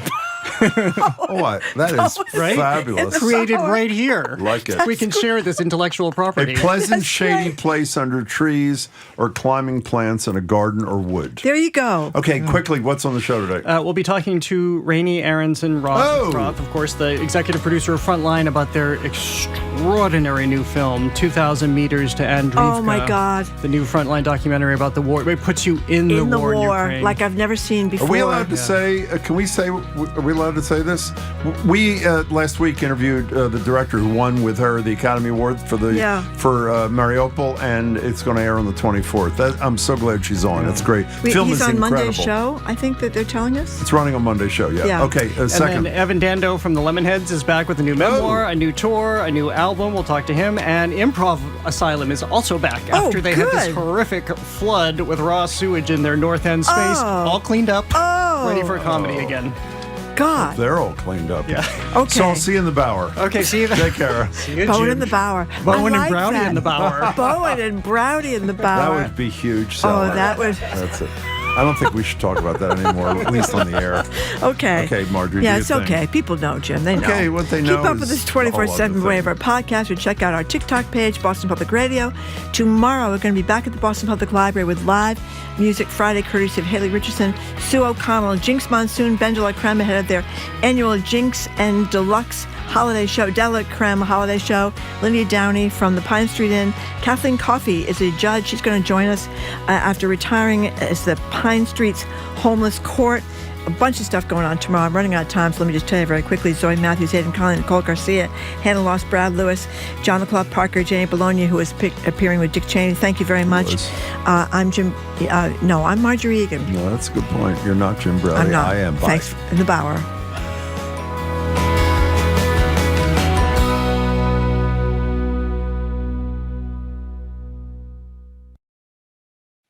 What's trending? What's interesting? What's going on around town? We're talking all things arts and culture on The Culture Show, next on GBH 89.7. Funding for our programs comes from you. And Fixed Dental, offering permanent teeth-on implants, customized in their laboratory, enabling their doctors and technicians to oversee every aspect of the smile design. Learn more about all the treatments offered at Fixed at fixeddental.com. At a Danish hotel, rumors of war, love affairs, and family squabbles run rampant among the guests. Checking in under drama, anyone? Catch the season premiere of Seaside Hotel tonight at 10 on GBH 44. You're listening to 89.7 WGBH HD1 Boston. Online at gbhnews.org.